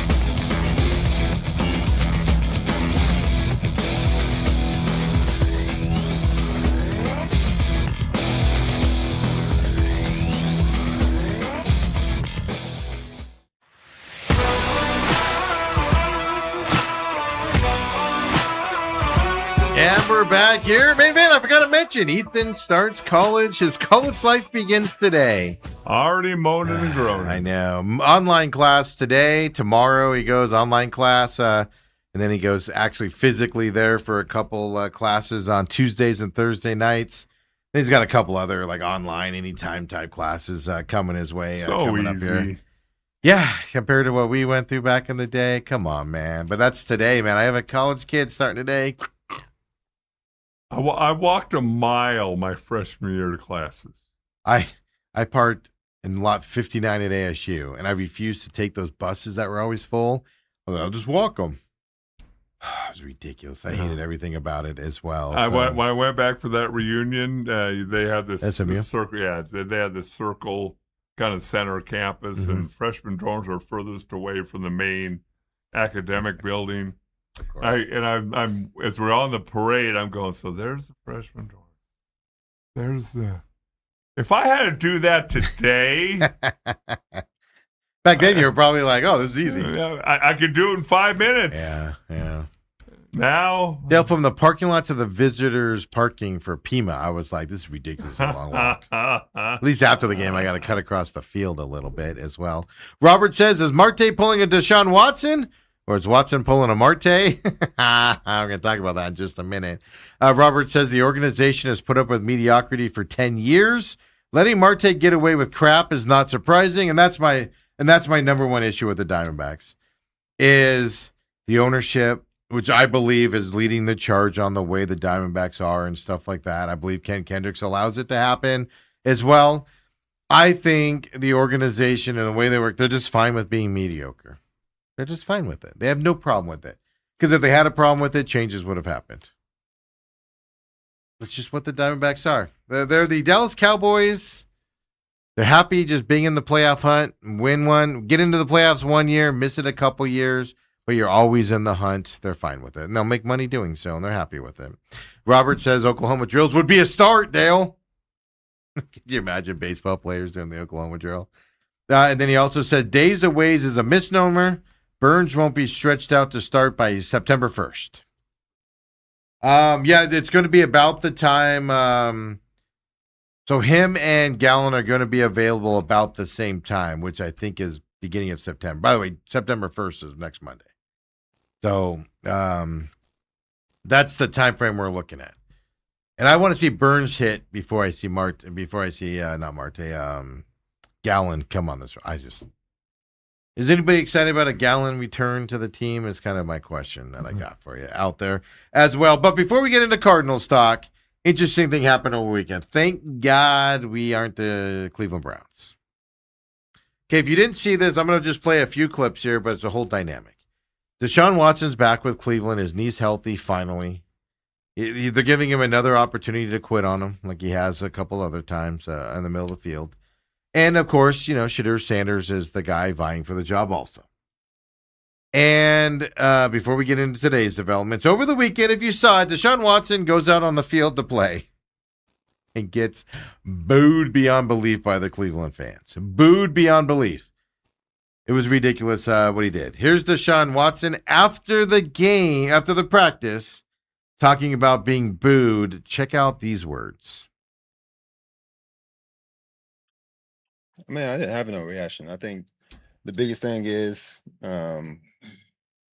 I think you guys know too, and I think the whole world knows. It has nothing to do about the performance. It's a little bit personal than that. So, I think it's a disrespectful thing. So yeah, I mean, I'm gonna keep whatever I feel with me and my family internally on how I feel about that. And yeah, just move on. But don't you think, Deshaun, that winning and playing better would eliminate some of that booing? Last time I played on this field, I tore my Achilles. And that same fan base, they cheered when I got hurt. So does that have to do with, what does that have to do with anything about performance? When a person get hurt, especially for your own city, and they cheer. Dale. Doesn't that make you regret coming here? No, I don't regret anything in my life.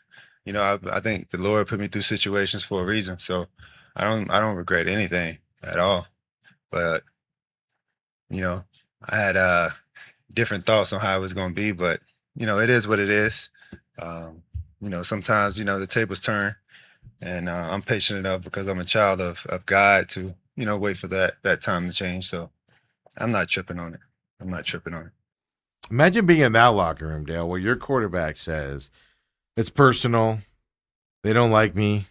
I tore my Achilles. They cheered because he hasn't played well. Besides, it's off the field. You're not a good dude. Nobody respects you. Nobody likes you. And then you're sitting there going, oh, it's personal. Yeah, it's personal because you're terrible. And I love that question. Do you think playing better would make people, he goes, no. And therein lies the entire issue. You shut fans up by playing well and winning games. They'll get on. That's what I'm saying. Marte comes back. That's why I say start him on the road. He comes back, Dale, and plays well. Fans are going to be a little forgiving when you come back home. Fans, well, I don't know what the locker room's like. I don't know what the locker room's like in Cleveland. Yeah. But the fact they chose to start him, obviously, it seems like it's okay. That's the news today. He did that press conference, and I have the head coach talking too. He did that press conference, and they still named him the starter. How does that go over in the locker room, NFL locker room, Dale? When you were in there, Again, there must be something going on there that we're not privy to. Yeah, he gets a guaranteed contract for another year, so they're going to play him. Well, they're going to give him a shot. It's just one of those things. I still remember as soon as I heard him talking. I remember the New England Patriots won the Super Bowl. The first game the next year, they played like crap in the first half of the game. They got booed coming off the field. They just won the Super Bowl. Yeah, fans are fickle, but I guarantee you, when you win games, you play well. There's a lot of forgiveness in sports fans. Two things happened to Deshaun Watson. Take away the off-the-field stuff that I'll bring up in a second again. But Baker Mayfield got ran out of town, went to Tampa, and has been playing well. So he's the guy that replaced Baker Mayfield, who left and played better. And then you show up with guaranteed contract that has ruined that franchise. Yep. And on top of it, how many women did you abuse? Not even allegedly at this point, right? He settled with them all and stuff like that. How many off-the-field disgusting acts did you do? That's why people think it's personal against you. They don't like you. Right. Cleveland is a town, if you don't know, they love their sports stars. They ain't putting up with that. They ain't putting up with that nonsense that you pulled off the field. And to sit there, Dale, I know you couldn't see it because our monitors went out again, but he's playing with his expensive watch. He's playing with his ears while he's answering the questions. making sure his diamonds are good while he's answering the questions. It's just, you're a bad dude, man. That's why you're getting booed. And you suck at football. That's why you're getting booed. So then Monken comes out, the head coach comes out. Let's listen to the head coach. This is gonna be fun, folks. Let's listen to the head coach make his comments. Hey, how's it feel to get booed? I mean, it's a pretty easy question. It sucks. I don't want to get booed. It comes with the territory. You don't want to get booed? Let's play good football. Yeah. Let's play good at quarterback. Let's play good on offense. Let's play good as a team. And then you don't have to worry about all that because it can turn just like that. Win, play good football, and everybody will be fine. That's just part of it. I mean, so I told him, you good? We're good. Part of what we do. What'd you see on the?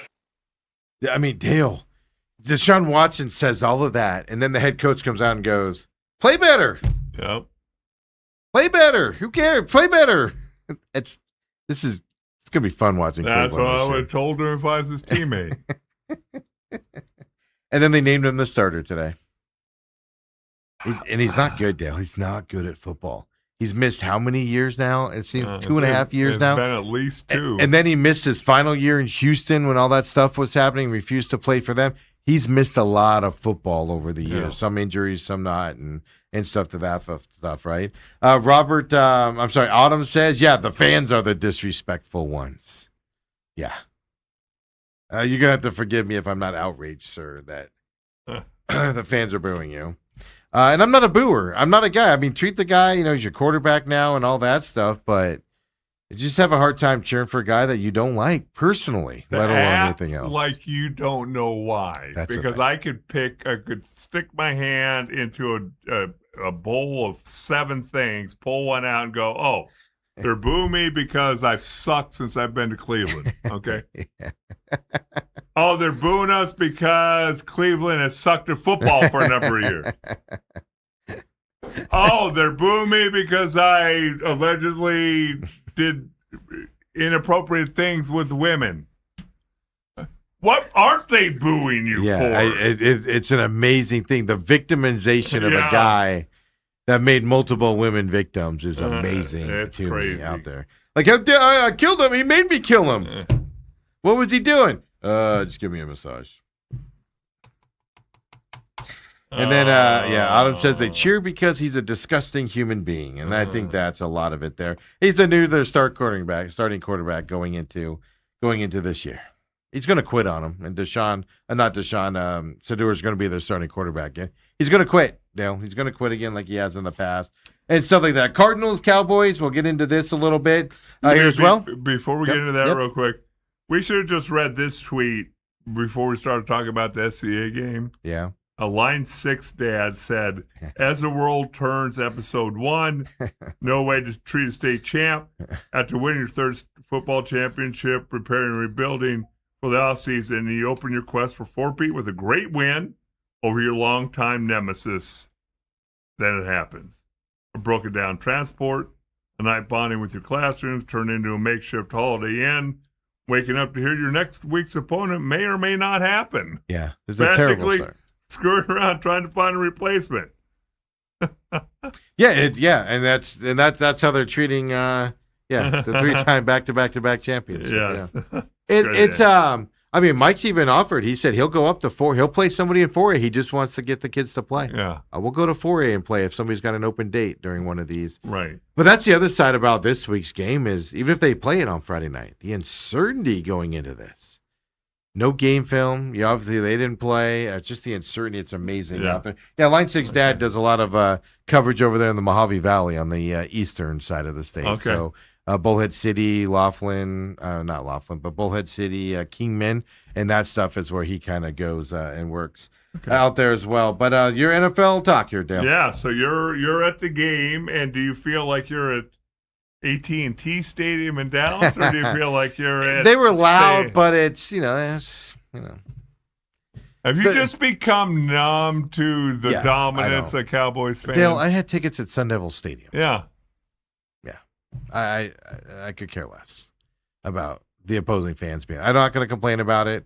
I'm not going to talk about it. I hate when people complain about it. I hate when fans talk about it. It's what it is. Shut up. Let's move on with our lives. It's welcome to Cardinals football. Okay. It's as simple as that. Well, we're guaranteed a sellout Here- every year at Sunday. But here, back in the Sun Devil Yeah. days. But here, and there was usually like a Monday night game too back then too. Yeah. So it was like our Monday night time. Here's the good news for the Cowboys being in town. All the Circle K's and Quick Trips and everything weren't being robbed on Saturday night because they were all at the Cardinal Stadium. All the robbers. All right, get to the football. You can use that joke for The Raiders. Dodgers fans and Raiders fans and all that stuff too, folks. It's just a joke. Relax. So the game, sloppy game against. This was the first game where you saw the Cardinals struggle in terms of sloppiness and things like that out there, which you knew was coming. It was just I didn't know if we'd see it in preseason or the first game against the Chargers. You knew it was coming. Right. Here's the good news, though, and is 34 players were resting that are made this team and are going to start and play a lot. 34 of them. So the sloppiness was there, but we're talking backups to backups and stuff like that on the sloppiness Right. side. But LaFleur, God, he handles everything so well. It's amazing out there on that stuff. But first, here's the first thing I noticed, and I wrote down about the Cardinals as the game went on. And it's been a concern the last 2 weeks, but it's very prevalent now. And everybody, look, the new whipping dog for coordinators this year is going to be the defensive coordinator, Nick Rallis. He's going to be the Penzing of this year. You've already seen it. People want him gone. He sucks, blah, blah, blah. But I don't know how you can be successful in a preseason game when you have no pass rush. Zero pass rush. Well, to me, when I watch the game, I mainly watch the first half, but it was twofold. Every time they handed the ball off on first down, they gained 7 yards. Yeah. You cannot get a pass rush when it's 2nd and 3 Yeah. or 3rd and 1. You got to stop the run. And that's what reared its ugly head defensively for me again. The whole, but Walter Nolan wasn't in there. Yeah, Darius Robinson, who's an undrafted free agent that's going to get playing time because you don't have an edge rusher on this team. Well, hold on, Darius Robinson, first round pick. I'm sorry, not undrafted. Not Darius Robinson. Oh my gosh, I forgot his name. It'll come to me in a minute. I'll say that. Yeah, but BJ's playing in the fourth quarter. He's about to get cut, Dale. Yeah. Coming up here as well. But LaFleur on the defensive guys that were playing. Now, a lot of the starters and guys are making it. The other guy will come to me in a minute here, not Robinson. The undrafted guy that's going to get a lot of playing time. But LaFleur on the defense playing, and who's playing on the defense. I'm fascinated by this. I love what they're doing with this. Here he is, LaFleur on the defensive playing long in the preseason. Like I say with a lot of these guys, time on task, value received. Like you can get a lot done in practice, but sometimes the live bullets and not having a script and all that kind of stuff. So there's a few guys on the defensive side that we want to get out there in that kind of heightened competitive environment and see what they can do, and not ruling out anything for next week either. Yeah. He's just like, hey, we want to see you under live fire. Let's see what you can do. I love that. Oh. I absolutely love that attitude. He was perturbed, by the way, at halftime when he came out and was interviewed about the false start penalties and the sloppiness. And again, even if you're a backup, if you can't stay on side, if you don't know your plays, if you can't do those things, then it's going to be a short-lived NFL tryout for sure. Yeah, it is. Some of these guys are getting cut. Some named guys, BJ Ojulari is probably one. I don't think he's going to make this team. Right. But the problem is Josh Sweat, when he comes back, going to be enough to have an edge rush on this team? If he comes back, is he going to be enough to be? The problem with this team is they upgraded the offense this year, and that defense is edge rush. Dale, it was so, and I get it. It's backups. Will Johnson didn't play. Buddha didn't play. But the amount of Cowboys that would run open because Milton had all day back there. Milton might be a Pro Bowler this year. You see the way he bought some time, has a gun for an arm. He throws a beautiful football, man. That thing is like a perfect spiral. Speaking of Sweat, there's something weird going on with Josh Sweat. And what I mean by this is LaFleur is really upfront about injuries out there. Like after the game, he went through the injuries and everything to that. Blake Gillikin, groin, by the way. Or Gillikin, by the way, didn't even punt yet, and they announced he hurt himself. They're like, oh, he's out tonight. punter will be your place kicker. And I was like, he hadn't even punted yet. They said he could go if it was a regular season game. Obviously, they kept him out for that. But groin MRI coming up over the weekend. Robert Taylor Demerson, ribs. He got the worst part was rib injury, and he also got flagged on the play, like double whammy for that one. Yeah. That Xavier Weaver, wide receiver. I don't think he's making this team. Hamstring, because there's really good receivers on this team, and he might be one of the odd guys out, especially if you get hurt right there as well. Catrell Clark hurt his hip in this game as well, and then a couple guys concussions as well. And the big guy, 95, I just forgot his name. The big guy in the middle, nose tackle, he was limping a little bit before they took him out of that game. So I don't know. They didn't report anything on him, but I was watching him run off the field, and it might just be he's a big dude, but he was a little bit under that. But he's really, really upfront about injuries. Yeah. And even Love, like he avoided the question, but at the same time he answered it. Oh, we're just keeping it at an ankle, even though it was a high ankle sprain, that type of stuff. And then there's Josh Sweat. LaFleur on Josh Sweat right here.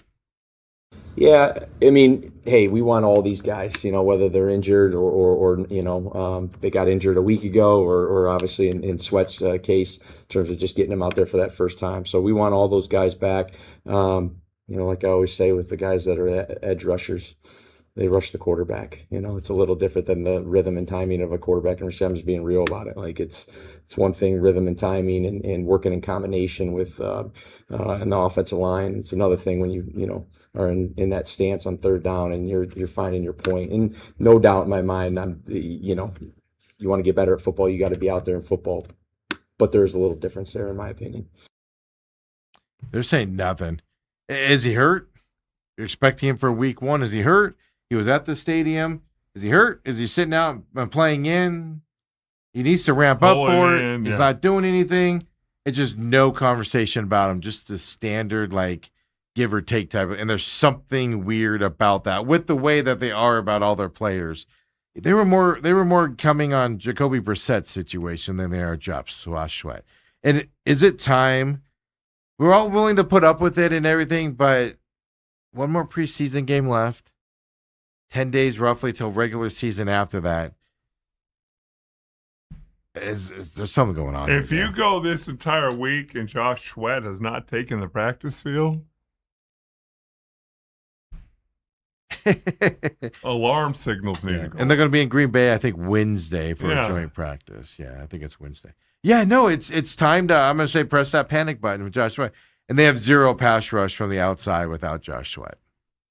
And even with them, I don't know how good they're going to have. Right. It's just, this is going to be alarming.